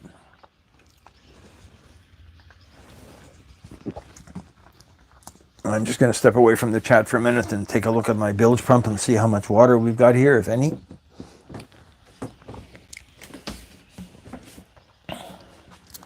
Let's see what we've got going on here. Yeah, I don't see any water. So I'm curious whether this was all caused by the rain. Just run some water over here. All caused by the rain. But we didn't have that much rain. And then there's a bunch of places where water accumulates and runs out, and basically runs out to the back of the boat. Tracking all those down to see which is causing the leak. I guess some of them, I can open up a panel here and a panel there in a rainstorm. So come down in the middle of a rainstorm with a flashlight and a screwdriver. And then check to see where the if anywhere where the water is going. The other thing I thought of is I have some food dye, and I think some of the lighter colors like the blue won't permanently stain anything.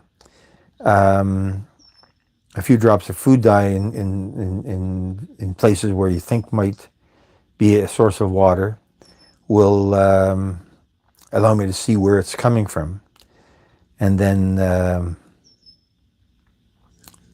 track that down and figure out why it's leaking. Leaks on a boat are not a good thing. Defeats the purpose.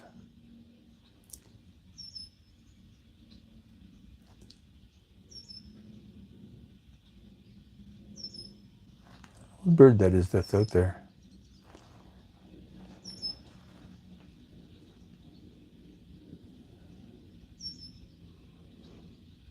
Can't see.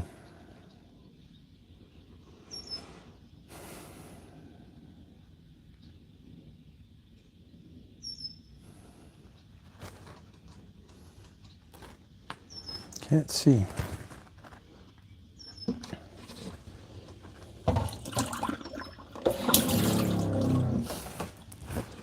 Let's get myself something to drink here.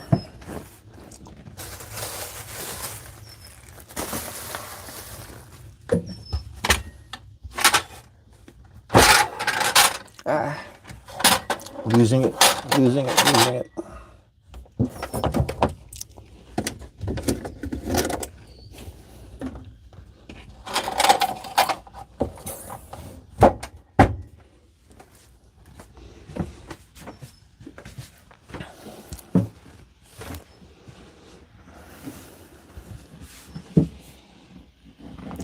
So last time we tried to stay outside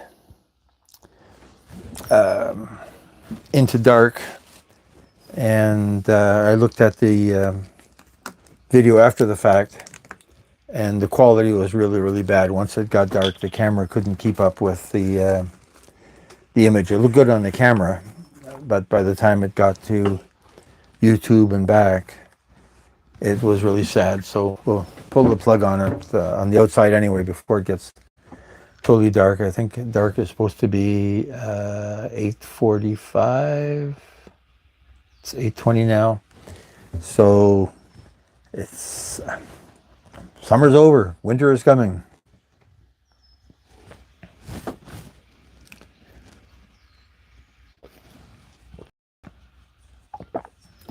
I'm still hoping we're going to have some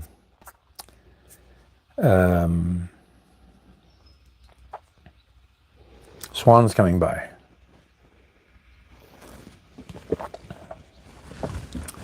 I think what I'm going to do is I'm going to take the computer outside and sit outside for a while. Take advantage of this beautiful evening and see what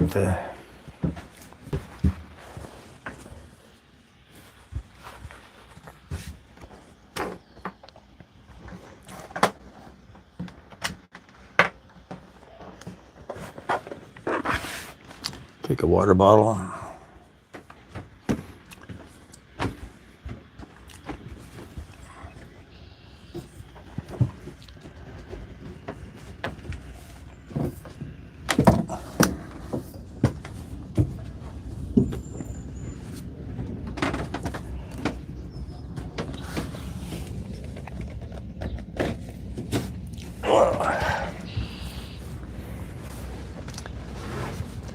Hello, hello. See if we see any interesting birds coming by.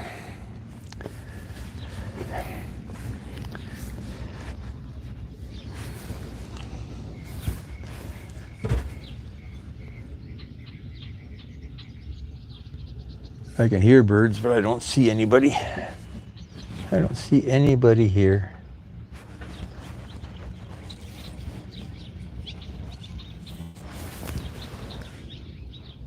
I don't see anybody here.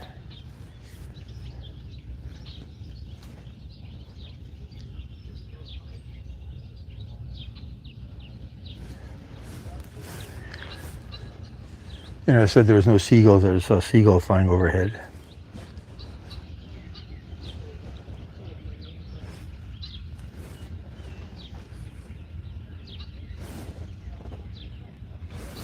Let's aim this camera down the fairway more and see if we can get a more interesting view here.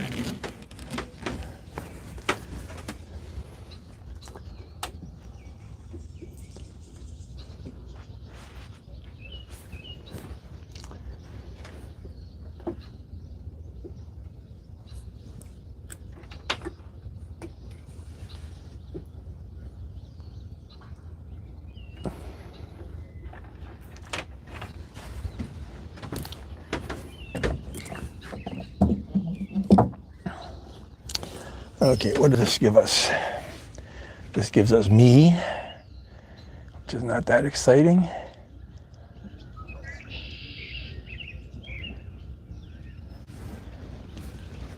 So let's look down that fairway and see if we see anybody coming in.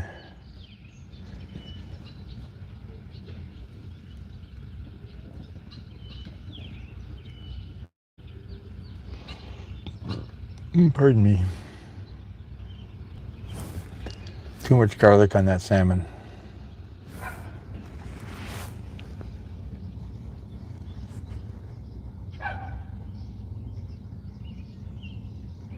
$112. Wow, well, you are pretty well south. I've never experienced that. The highest I've experienced is in Las Vegas, and I saw an outdoor thermometer that said 105 a few years ago. So that's desert. So that's in that dead air part of the world. I didn't find it unpleasant. I was working at a trade show, so I had a suit on. Um, but it wasn't terribly unpleasant.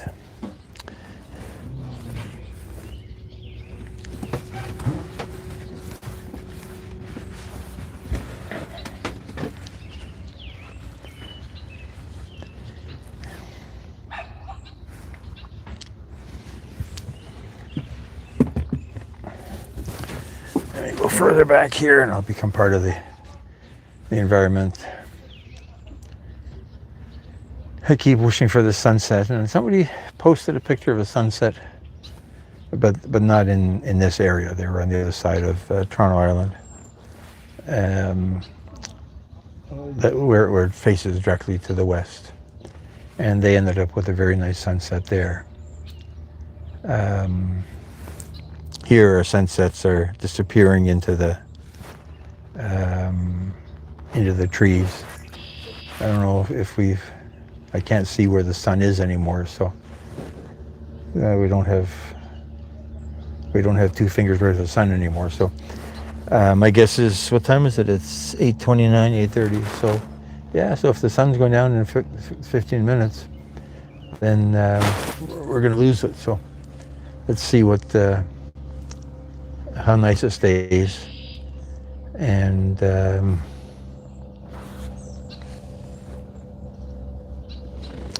yeah, 112. So I can't imagine. But Arizona is pretty dry as well, isn't it? So the weather people here talk about humidex. So they multiply the actual temperature by something to come up with a reading that talks about how warm it is.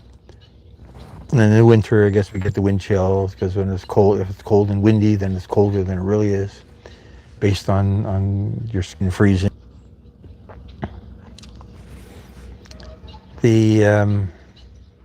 But no, this is very pleasant. Microsoft is claiming that it's 21 degrees Celsius, so 21 double 42 plus 32, 70, so 75. Very very good, very pleasant weather for sitting outside and listening to the birds.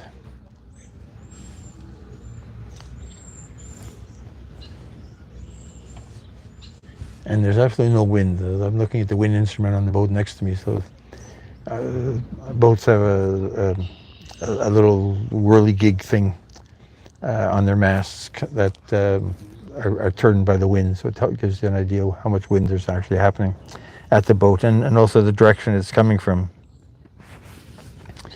And those things are pretty sensitive, so you'll see them moving even when you don't feel the breeze. But this isn't moving on the boat next to me. Mine isn't moving. The flags, there's no, I thought maybe that one flag had picked up a bit, but there's no flag movement. It's a very calm evening. Now they're talking about rain tomorrow. I've got to deal with something in the morning, but if the rain is in the afternoon, then I'll come down to see if I can track down if I'm getting rain coming in that's causing my bilge flooding problem. As I say, I was going to ignore it for a while because it's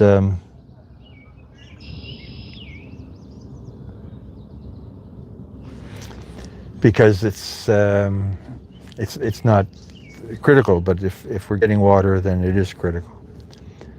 And so maybe what I'll do tomorrow is I'll come down and try to understand where water's coming from, if water's coming anywhere that it can be found. And then I drive over to the boat store, the dock shop, SHOPPE, and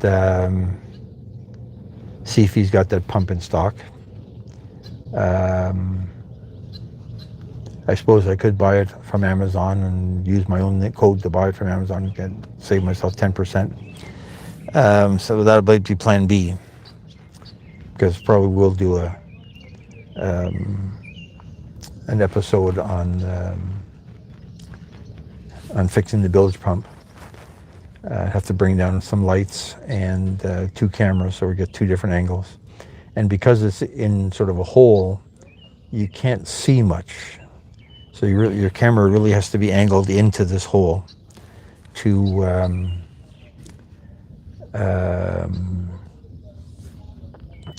get an interesting perspective on work that's going on in the bilge itself. And then because I'm curious, I'll probably take it apart and try to figure out what caused this problem in the first place. Whether it's dirt got into this sensor, or the thing is 24 or 23 years old, 24 years old. Is it just old age? Have to see what the issue is, but if you're going to buy a new one, there's no point trying to fix the old one. So it's more out of idle curiosity to understand what parts are going wrong and what's not working and what's working.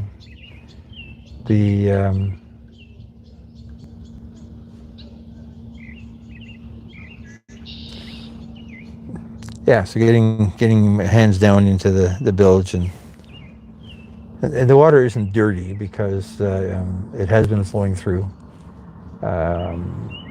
In the winter I had washed it out, partly to eliminate smells, so there's not crud in there. I've been on other people's boats where the bilge is like the septic tank, cesspool of the boat. Even this one, I guess we'll wait for this plane to go by. Hey, China Heart, thank you for coming by aboard my boat. Let's give you a wrench.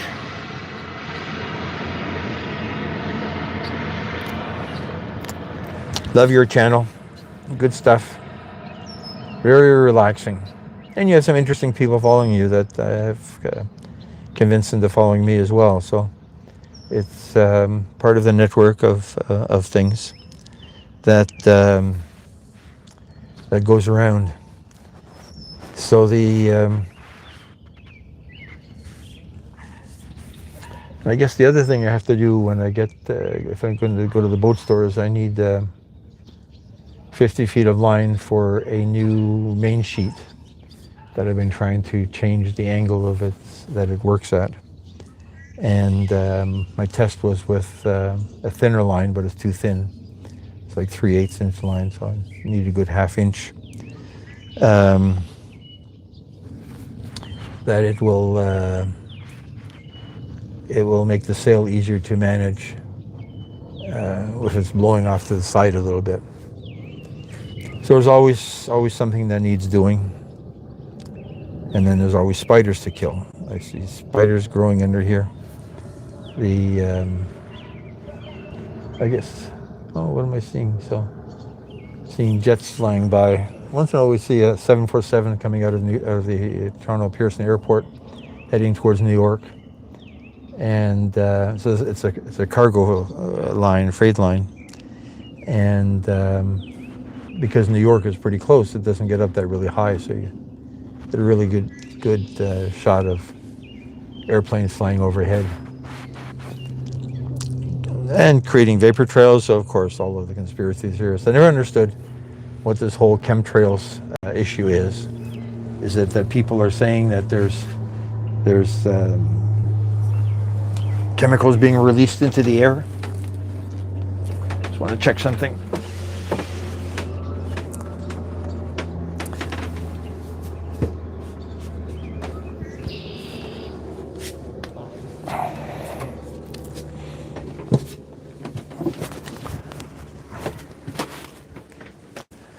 Let me just check something.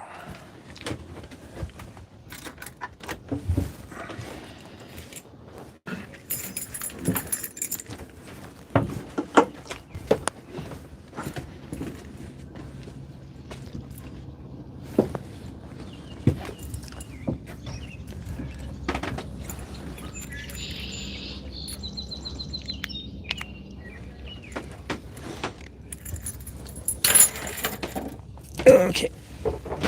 Oh yeah, sitting down here. This end.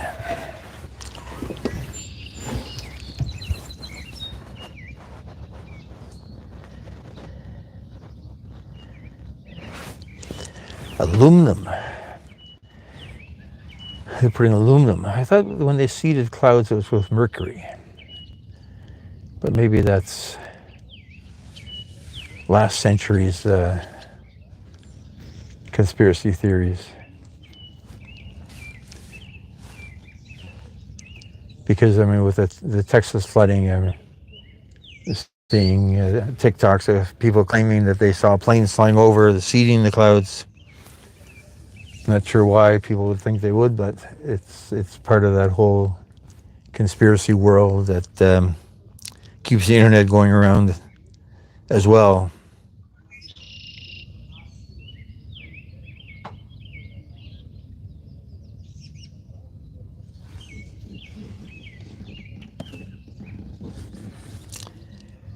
Let's see.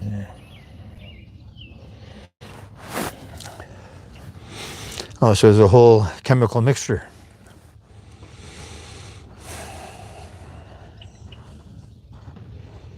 I would assume that, you know, we get all the forest fires in Canada now, and then the fires in LA. If they, the world, they could make this work, then they would have seeded the clouds in those areas and put out those fires with just rain. And that obviously didn't happen. So yeah, you can't go down the, you know, if we were talking about AI earlier, AI is a whole rabbit hole, wormhole, rabbit hole of concerns. Yet the other things that people are conspiracy theories about that keeps us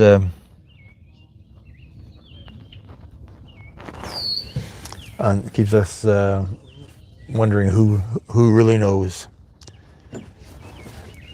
It's it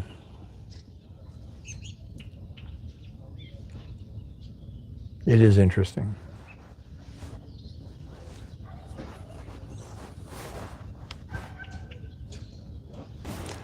You know, the one thing with all these birds flying around, especially the swallows, is we don't get a lot of mosquitoes here. You'd think with all the water. Now the water here is pretty deep. It doesn't really flow, but I guess it flows a bit. But on the other side of the park, if you look like the end of where this image is the Leslie Spit Park, and there's a lot of stagnant water there, shallow pools and so on that are great breeding places for mosquitoes. But we don't get a lot of mosquitoes. So I'm really happy with the way that works out.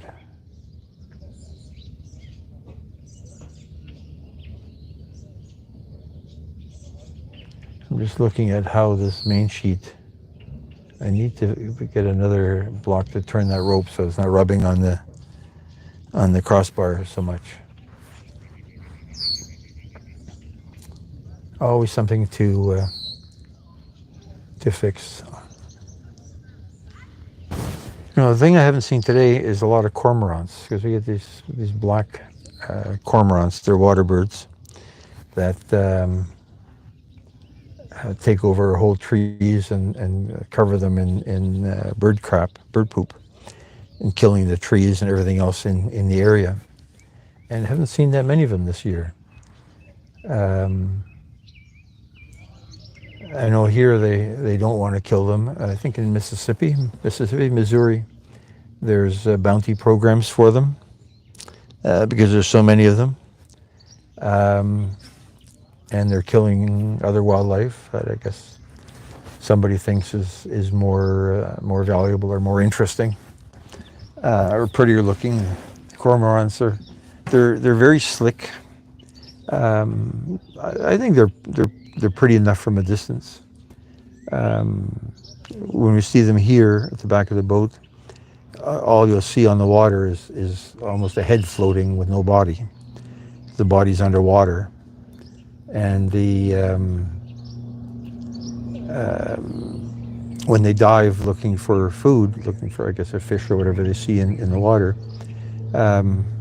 they'll be down 20, 30 seconds, and they'll pop up 10, 15 feet away from where they went down. And so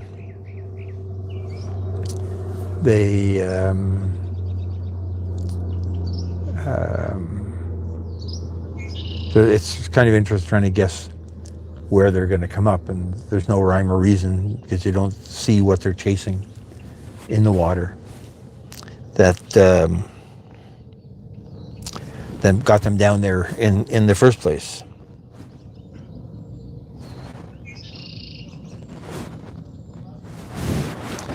Then, but I've never seen them actually with a fish in their mouth. So maybe they swallow the fish whole while they're underwater. And when they come up, there's nothing. When you see seagulls diving in the water, you'll see them come back up with a fish in their mouths that they can then all fight over to see who gets it. And I was watching a seagull on the beach, and I'm not sure what he found. I thought it was a dead fish because it looked pretty big, and he was picking at it. Now, it could have been food somebody dropped as well. He was picking at it, and he'd move it a few feet, and somebody would come to visit and try to steal it from him. And it was he never lost it. But he'd keep picking at this thing. And then I lost interest in it, but I guess it would have been interesting to go down to see what it was that he was actually hoarding from the other seagulls, what he was trying to keep to himself.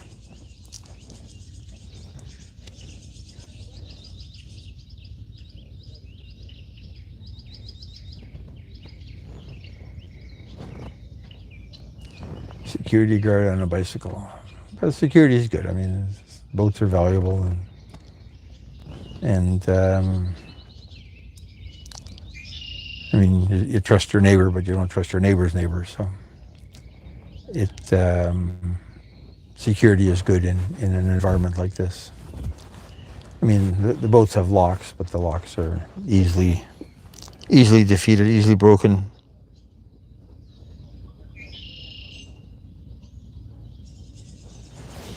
I don't know, Jake.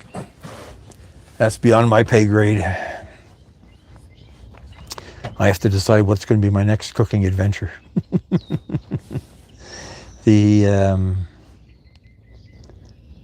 Oh, there's a seagull overhead now, so once in a while we'll see a few, but I guess they don't have, people don't feed them here because you don't want seagulls hanging around because they poop on stuff. So boat people will generally avoid making it attractive for them. Same as raccoons. Raccoons will get into a boat and try to they'll tear up cushions and looking for food basically, and make a hell of a mess. So people try to not attract them in any way possible that they can. Then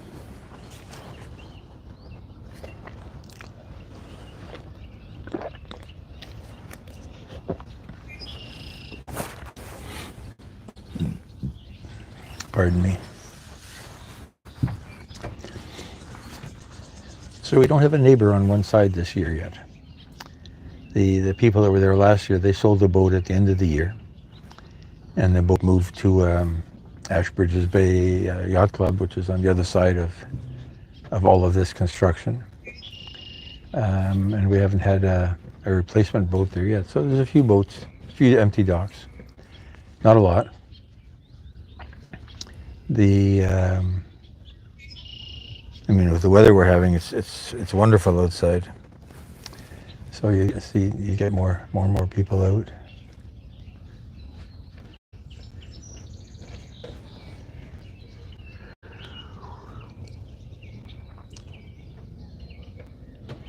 So the boat I'm looking at it, we don't see it in here, but there's an old Chris Craft. Gorgeous, gorgeous looking boat. If I ever had a motorboat, I think I'd buy a Chris Craft. They're wide, built for comfort, not for speed. I guess they do make some fast boats, but most of them are built for comfort, not for speed. I think the boats in the Key Largo movie were all Chris Crafts. I don't know for sure. Guess I have to watch it again. I liked that movie. It was an interesting. I think it was Humphrey Bogart, but I liked it because it was boats. I've been in Key Largo. I like that environment, the ocean environment. Not sure what marina that was in the movie, but yeah, here comes the plane. I'm just gonna go check something while this plane is causing noise.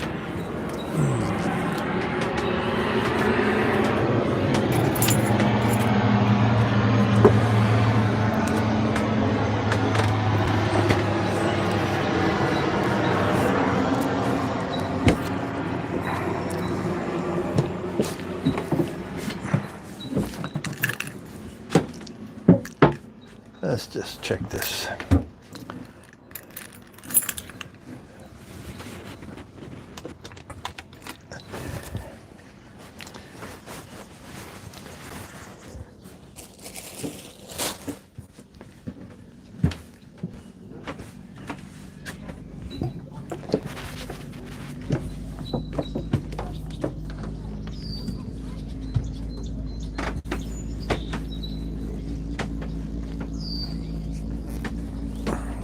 Okay, the plane is gone. The plane is gone.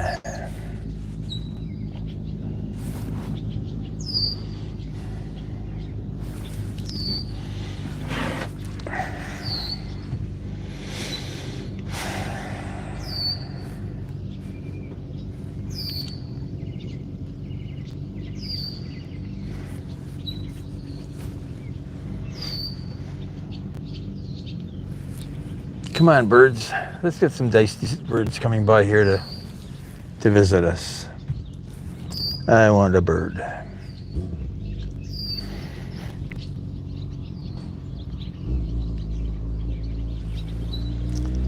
But I don't see any birds. There isn't even any boats coming in and out.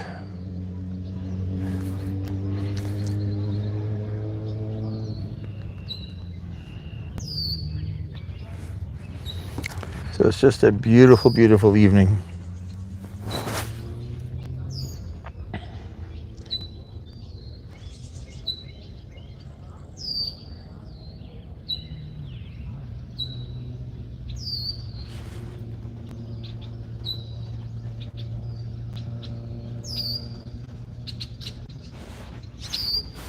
Oh, you see swallows flying by, so.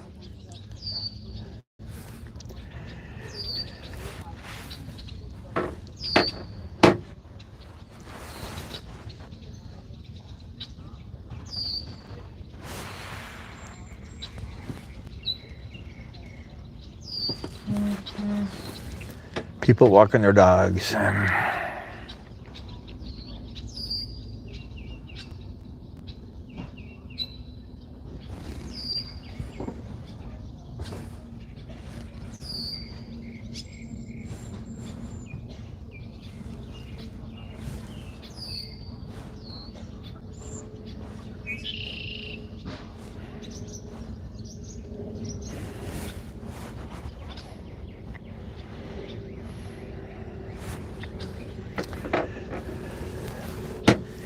So I'm looking at where the sun is setting, and I'm seeing a whole bank of clouds, and there's sort of a really sharp edge, almost like mountains, where the sun is behind these clouds.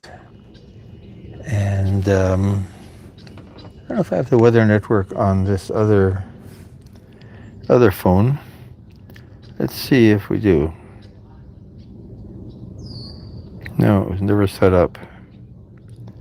Not sure why. Probably because I deleted a bunch of stuff.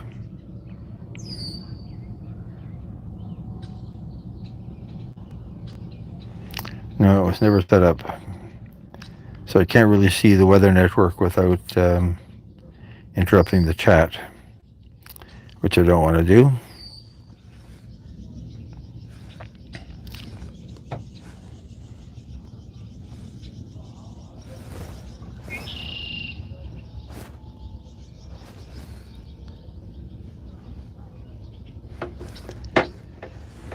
Because my question to myself is when this rain is supposed to happen tomorrow. Whether it's early or later. In the morning, early morning, I got to deal with something until noon, and then if it's raining after that, then I'll get down here and try to track down the source of my my water and the bilge problem.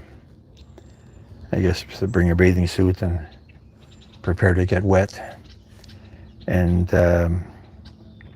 like here in the cockpit, it has drains in it that lead through, supposed to lead directly to the outside, but they could lead through into the bilge.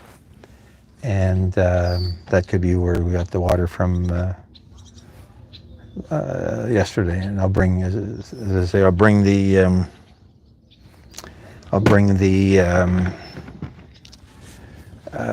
food coloring and see if I can see any drops from there. There's a spider. Let's kill it. We'll get the rain for sure. I didn't kill it, just flicked it off of the steering wheel. So they say you kill a spider and it's going to rain. Well, I wanted it to rain. Look out, spiders, you're in trouble.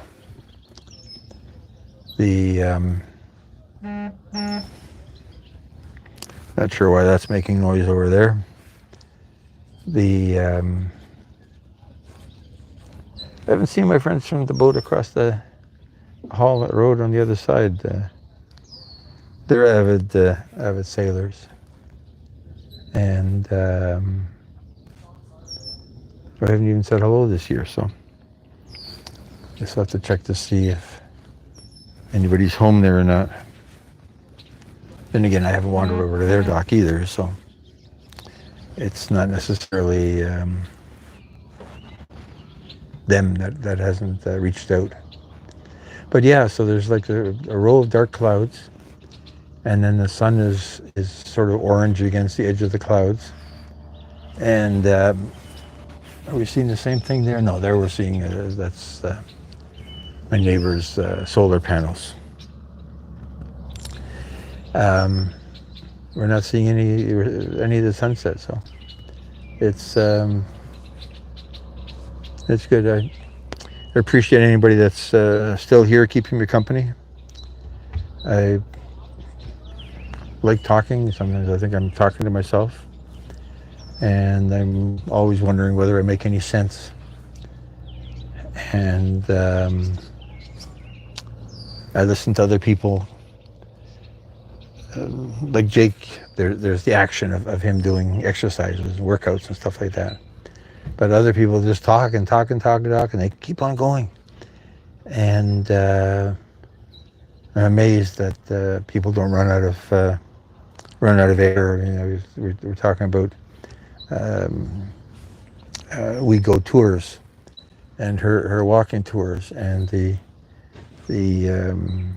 constant patter that she does when she's walking around at the same time. And I love listening to it, but I'd find it hard to concentrate on walking and talking at the same time. The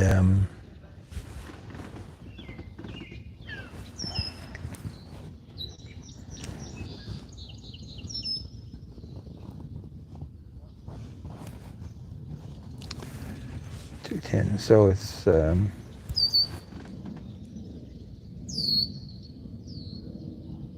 trying to figure out what was just running down the dock, but it could be a person and their dog.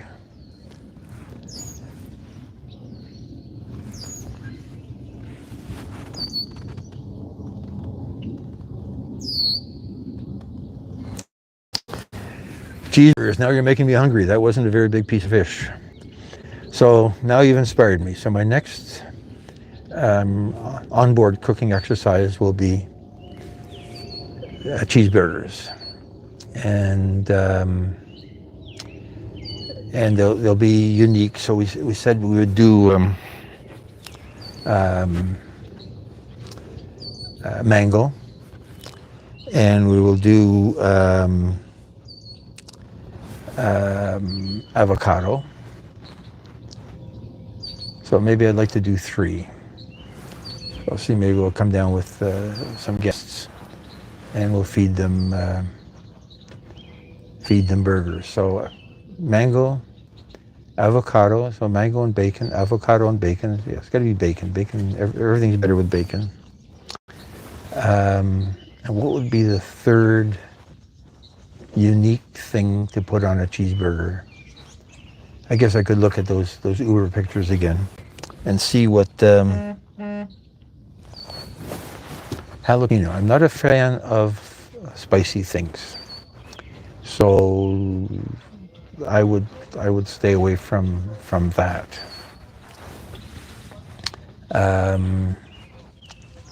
But that's an idea. It doesn't have to be just me.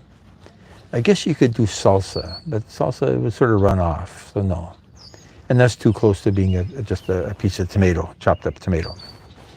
So I got to think of now, between now and the next time we do this, which will probably be Thursday, come down and cook on the boat.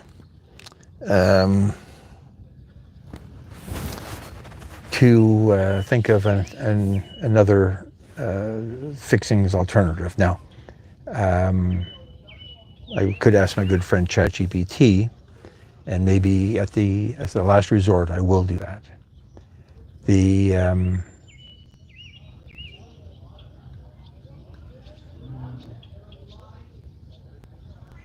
Yeah, I'm trying to think offhand what is an interesting topping. Interesting. I guess it's not really a topping, right? Yeah, I guess it's a topping. It's really an interesting addition to the cheeseburger. I remember the one Jimmy Buffett concert we went to. It's one that I think we sailed to. And the sail, it wasn't a long sail. It was they were at Ontario Place and we were at the National Yacht Club. And so there's a body of water there that connects the yacht club to the Ontario Place where the Budweiser stage is. And so the one guy said, okay, let's sail over. Well, he motored over, but still. And it's only like 5 minutes on the water. But it was kind of neat to sail over to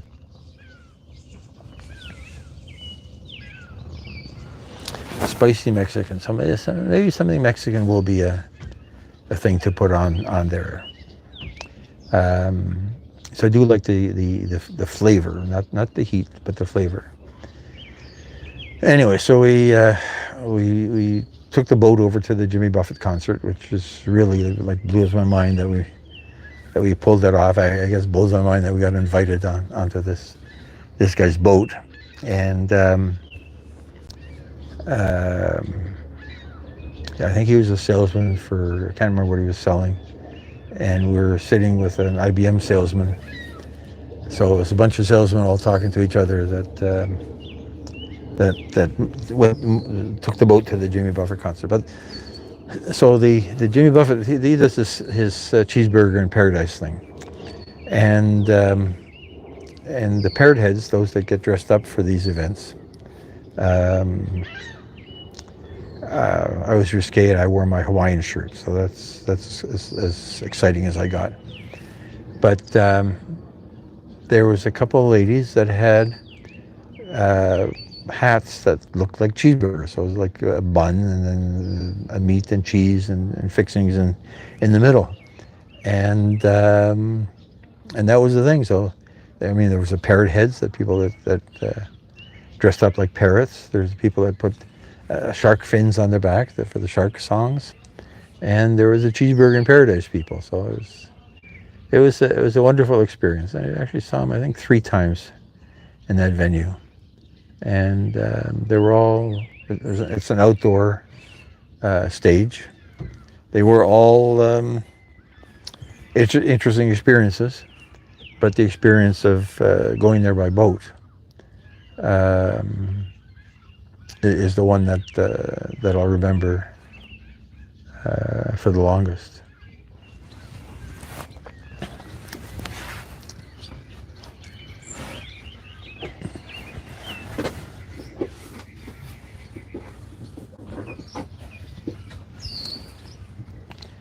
Leaning on some ropes and it's digging into my back. Yeah, so the sun's going down. So my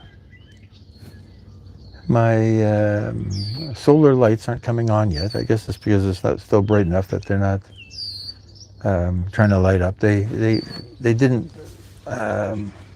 look as good in the camera as I had hoped they would.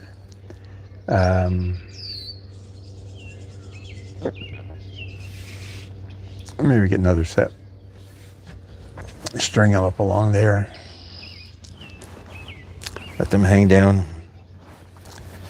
The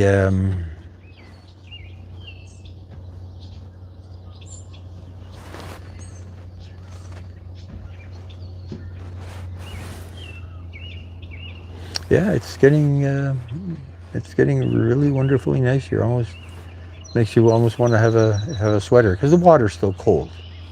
Like here, it's not very deep. It's about 10 feet, so it started to warm up here.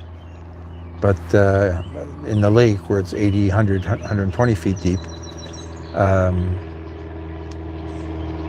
the water's still 40 degrees, so it's still hypothermia weather from that perspective.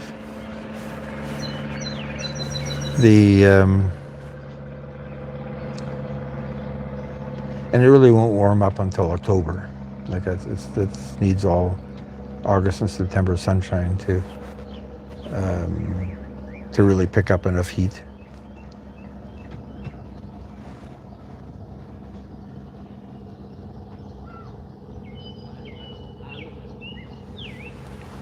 There's some interesting birds. I don't recognize them all, but I just heard a crow.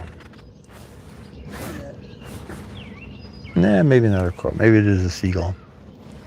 It's a seagull.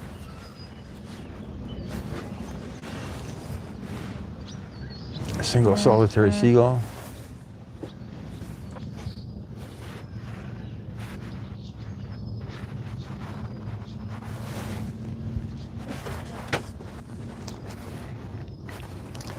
The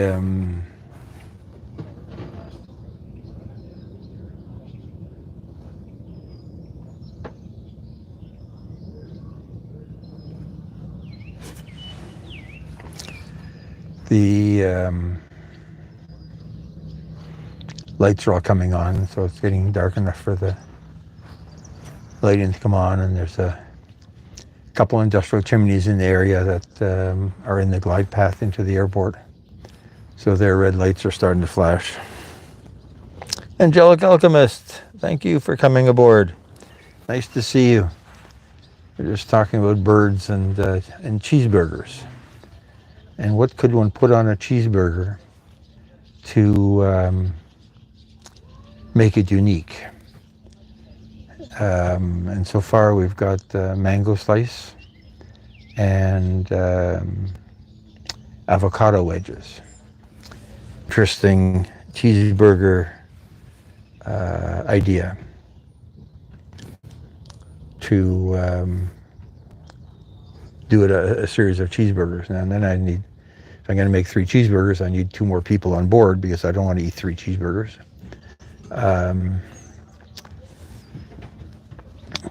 So I'll have to do that when I've got some guests. Queso burger. What's queso burger? It sounds Mexican.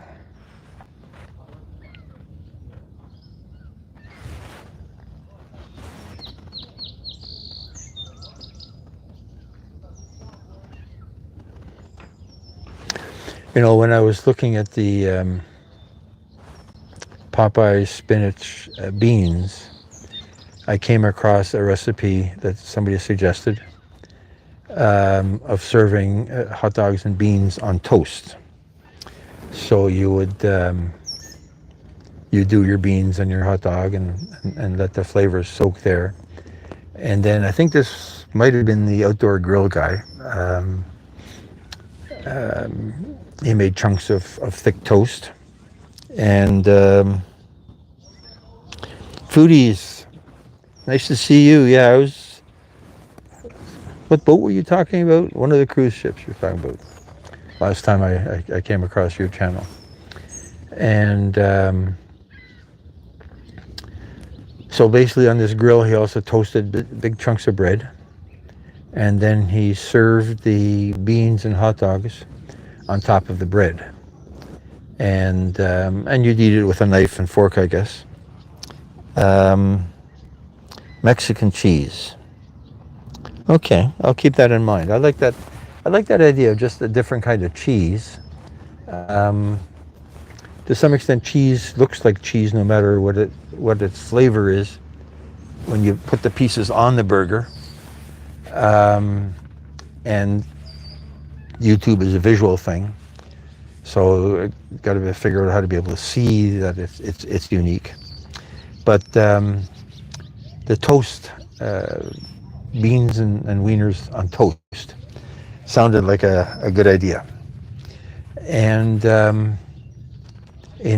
before I thought of the Popeye thing with the spinach, before I read that article about Popeye being out of copyright, one of my thoughts was to make the beans and wieners and throw in a handful of croutons for texture and crunch. Not sure how that would have worked out. I think the guy with the toast had a better idea, because with the toast, at least you can see that there's a piece of bread underneath everything, and it's interesting. So the image quality is degrading a little bit because it's getting darker out, and I'm looking at it on my second phone, and I can see fuzziness in the edges. When I look at it on the computer, it still looks better on the computer. When I look at it on the phone that's recording, it looks perfect still.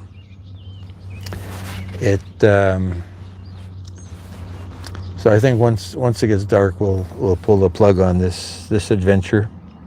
Getting a few new people coming by, I appreciate that. Foodies and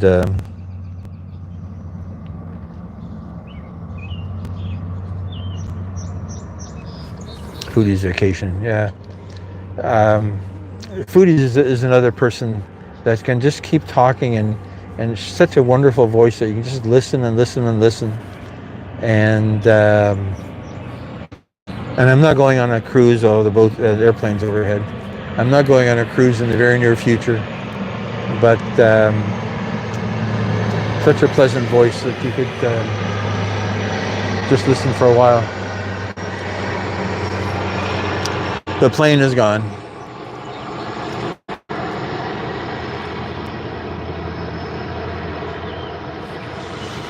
And it's interesting, we get different, like they all end up at the same airport and the runway, it doesn't change, but some come in at different angles. So I guess the pilot has a lot of leeway as to which angle to come in depending on where they're coming from. I thought they would all have to sort of come out at some point and make a 180-degree turn and head, I guess, due west. So it's what, 270 degrees. But obviously that's not how you fly airplanes. So I've only flown in a small plane, actually, I guess twice. Both were for photography runs over downtown Toronto. And one was in a rented plane with a rented pilot. So we went up with two photographers, me and somebody else. And the other guy was also a private pilot. So I got a running commentary about how our pilot was doing things wrong. So that makes you wonder. And the other was with a fellow sailor that was also had a plane. And he kept it just north of Toronto. But we flew into downtown, like picked up his plane in Buttonville Airport. Buttonville Airport is basically dead now, being turned into high-rise apartments. But so he flew in, and it was a little Cessna something or other. And we did a bunch of photography runs over downtown Toronto. It was kind of neat seeing the city from that angle and being part of taking the pictures. And a lot of that's been replaced by people with drones.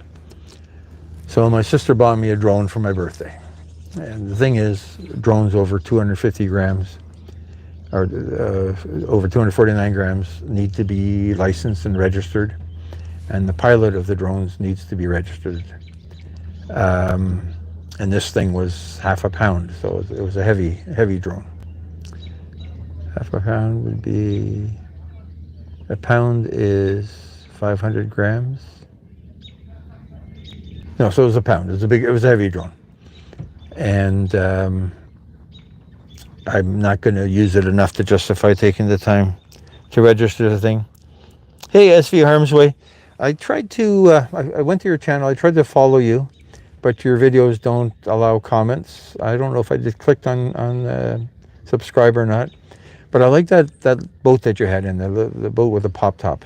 I've never had a pop top boat, but up here we have 10s or 22s that are pop tops, and there's a couple in this marina, and they are an interesting way of getting headroom in a small boat. And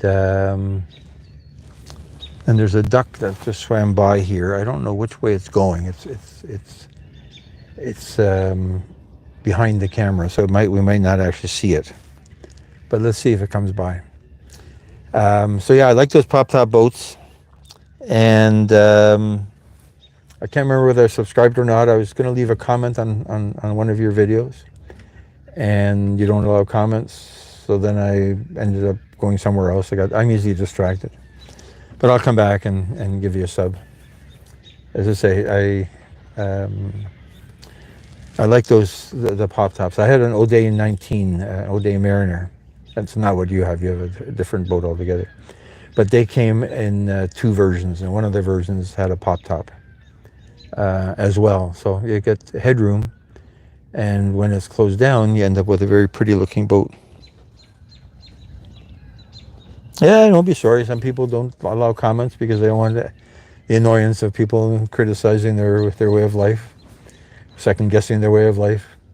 But yeah, I saw those popped up videos. So the boat we're on is a bit bigger, so it does not have a pop top. I think the closest pop top is like 4 or 5 boats down. But it might not be a Tenzer. It might be there's a bunch of 10s or 22s here. It might be whatever else, somebody else made a pop top. And it's like a pop top camper, right? Like you pop it open and you've got more headroom. Close it down and it gets out of your way. So it's yeah, and a cute name, SV Harmsway. We're out on harm's way. Yes. or I can hear them on the radio. Harm's way, harm's way, harm's way. This is the Coast Guard. You're in harm's way. The names people give boats. Do you still have that boat? Let's get a sip of water here. Yeah, we're getting dark, so I'm not going to go inside. We've been having this fun for 2.5 hours. Let's give it another 10 minutes.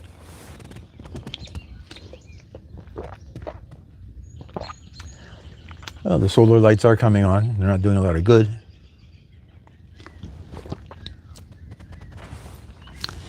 They're not that bright. They're more for decoration than anything else.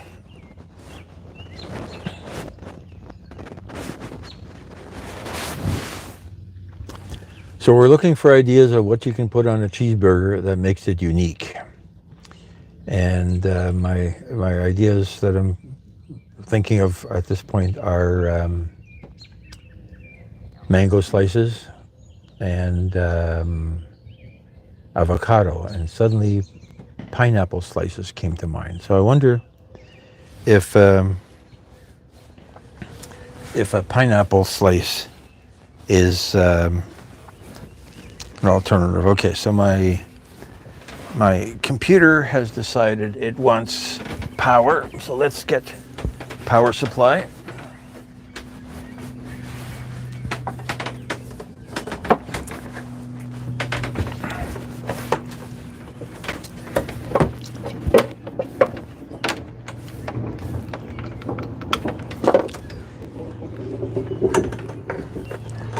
I'm wondering when the phone is going to want power as well. So, but if we're going to run a wire out here for the computer, oh no, computer came back.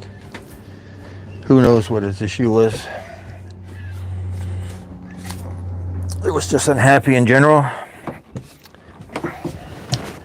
Let's turn on the lights on the boat so we can see. Not break our necks. Power supply, computer power supply.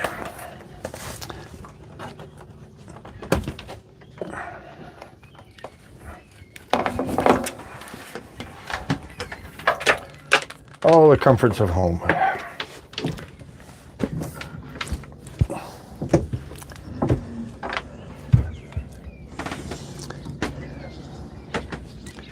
So here's a question for the assembled multitude. So this barbecue, oh, there's a lot of battery life left in that computer. I'm wondering if the phone, even the phone should have power. So this barbecue uses disposable propane tanks for fuel.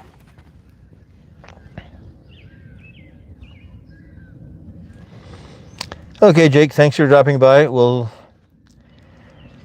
check you out. As I say, I watch, get tired watching, but I am inspired, and it's good patter to have on in the background. So thank you for hanging around for a while. We'll talk later. You gave me some good ideas in the hamburger recipe quest. Let's see what comes up there. So my question was Chrysler Privateer. Yeah, Chrysler. I don't know if the one that's here is a Chrysler or not. I've seen Chryslers in pictures in boating magazines, but I wouldn't know one if I tripped over one or ran into one.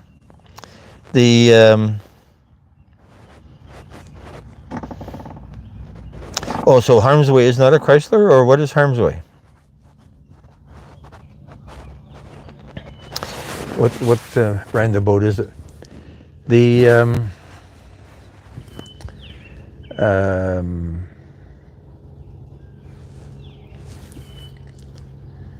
I guess we should have a light in the back of the boat. So I bought the solar lights, but they're a string. I should get another one that's a decent, like a lantern, and it'll light up the whole back deck. But my question was, So these disposable propane tanks, what do you do with them when they're empty? You can't put them in the garbage because there's always a little bit of propane left, and you don't want your garbage-friendly neighborhood garbage truck exploding, especially if it's close to your driveway so they can track you down and identify that it was you that threw away the propane tank.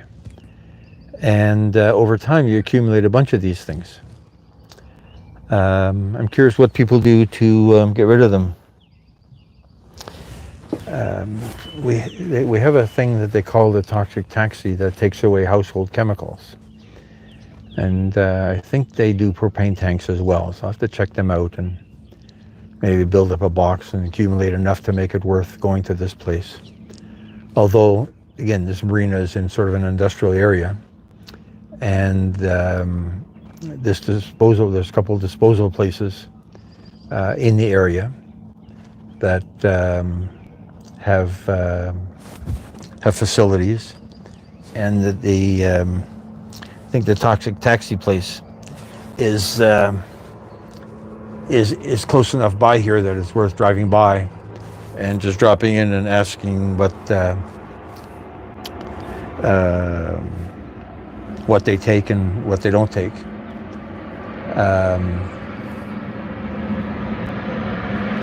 And our plane's coming overhead. Do we see it in the camera? No, we don't see it in the picture. It's too high up and it's too small when it's further out. 2:37, so we'll give it another. Thanks, Harmsway. I appreciate that.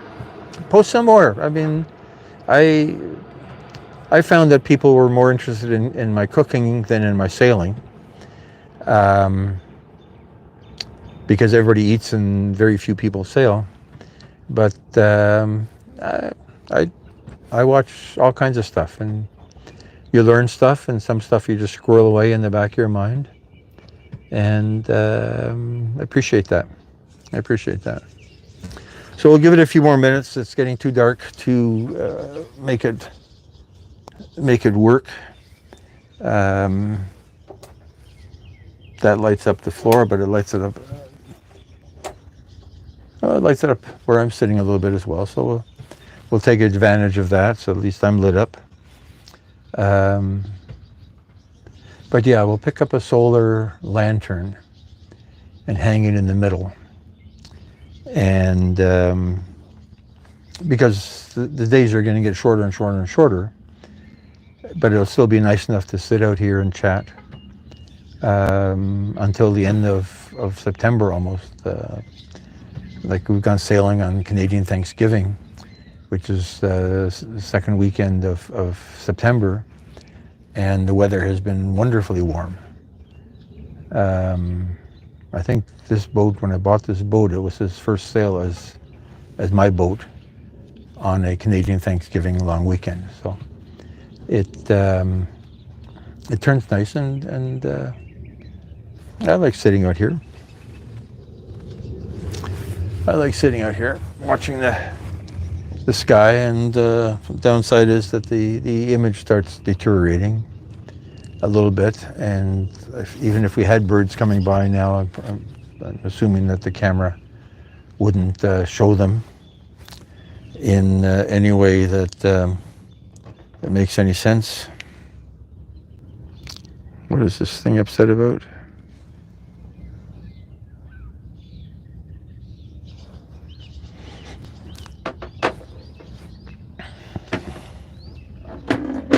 Thought there was a message on the other phone about not enough light, but we'll keep going. The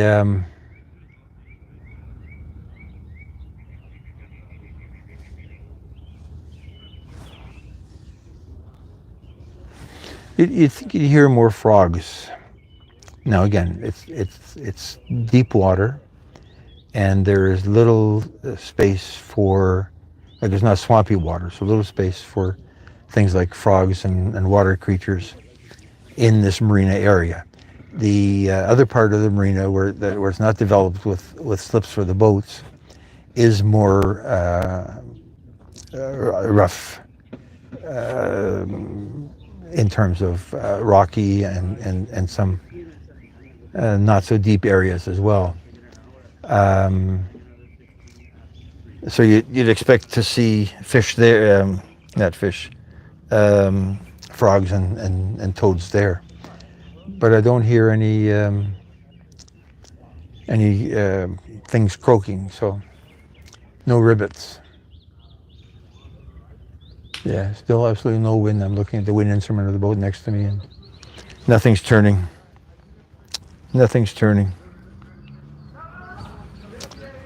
The partiers are breaking out. Oh, and there was a mosquito. So I guess when I said there was no mosquitoes, something just tried to bite my ear. Probably the light of the phone is attracting them. It's a nice blue light. The light of the computer is a nice blue light, so that's probably attracting them and giving them something to zoom in on. Yeah, I see one here floating around the computer, looking for. And there's a duck in the water, but we're not. It's not. The camera can't see it, and it's way too dark to even pick it up. But his head's in the water, so obviously he's finding supper there. When I was trying to get somebody to steal my piece of fish off my barbecue, a duck would have been nice, but a duck wouldn't have been able to fly in that angle that's needed to get into that barbecue. A seagull would be ideal. So if I'm going to have my food getting stolen by my off my barbecue, I'm going to have to figure out how to attract a seagull long enough for one meal, and then go away, seagull, don't go away, don't come back, stay away.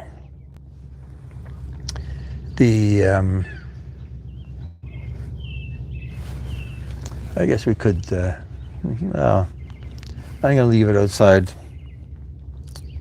as long as possible. We'll leave sitting inside the boat for when the weather is actually rainy, and we don't have a choice,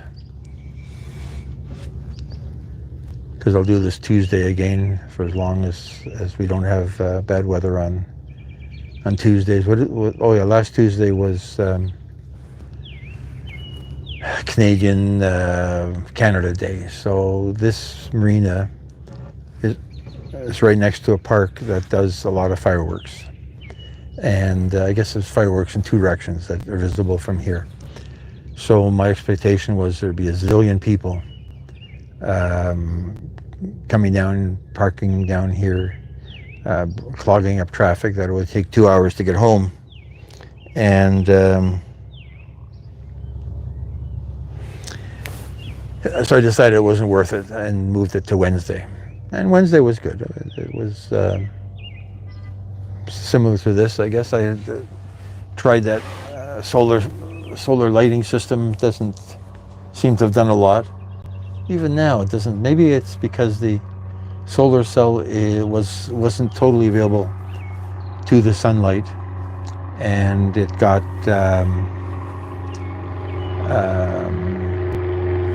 blocked a bit from the weather, so we didn't get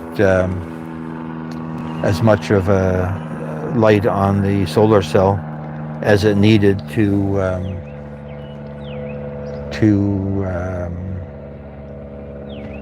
fully charge its battery.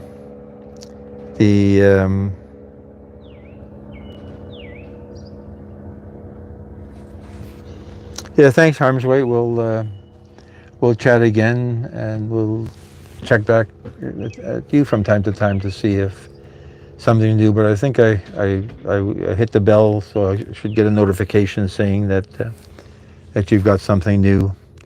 So that's interesting now. So the picture on the computer has turned really dark. The picture on the other phone is still good, but my face is nicely lit up from the light reflecting off the floor. There's a pedestal light here that lights up the floor of the cockpit, not doesn't light up anything else. And the idea is that if you're sailing at night, you don't want your eyes to be blinded by the light. You want to be able to see what you're running into before you run into it. And so it creates a nice yellow glow. We'll give it another couple of minutes, and then I'm going to just go get the mouse for this computer.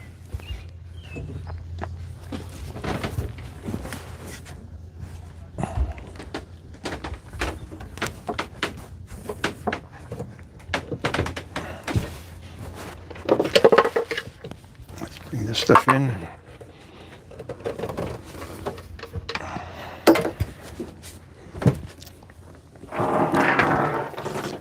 And then later on in the week, let's see, it's already Tuesday, Wednesday, we'll do the editing of the barbecue salmon. So Thursday probably we'll have the barbecue salmon up.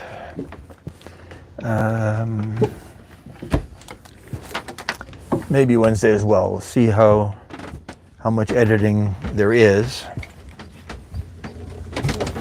to be done. I like editing live online. It's a way of sort of thinking out loud to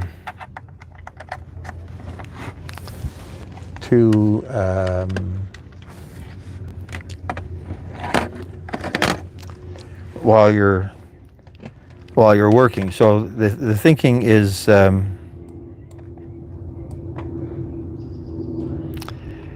the same whether you're talking to anybody or not.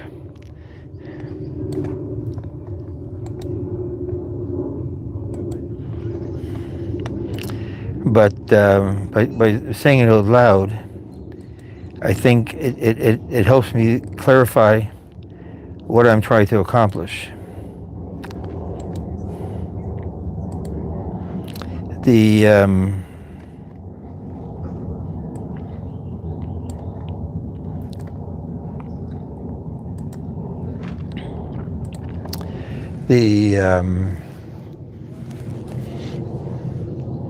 I know I've done editing for other people, and so they're in the room and you're talking, but that's a more critical audience that is providing feedback with its own objectives in mind. And of course, you're trying to impress them with how smart you are by what the comments that you make, because that justifies your existence in what they're trying to do. So I think what we're going to do is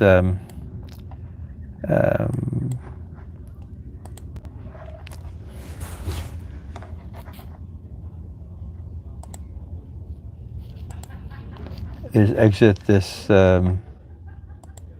all this fun. It looks like Microsoft Edge has crashed, but then again, it's Microsoft. What did you expect?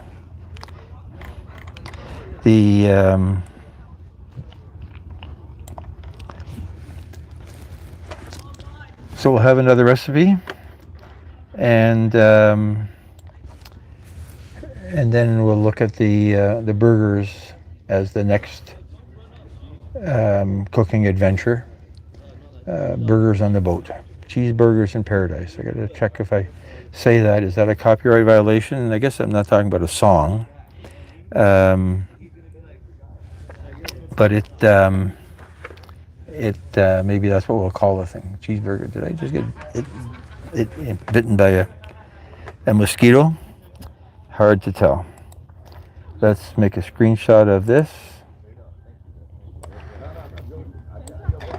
Excitement, so they can remember what we've done here.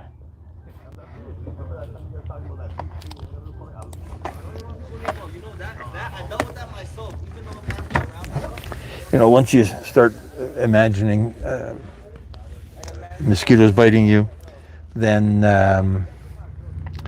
it is a self-fulfilling prophecy. You're trying to not get bitten, and you're getting bitten. So let me terminate this live, thank you all for coming by. I guess Harm's Way, you're the latest visitor. I really appreciate every minute of every person. And I hope I didn't miss anybody in shouting out, and we'll try to look at the chat tomorrow once it's available and see who will go visit. So have a good evening. Aloha and ahoy. Are you sure I want to stop streaming? Okay.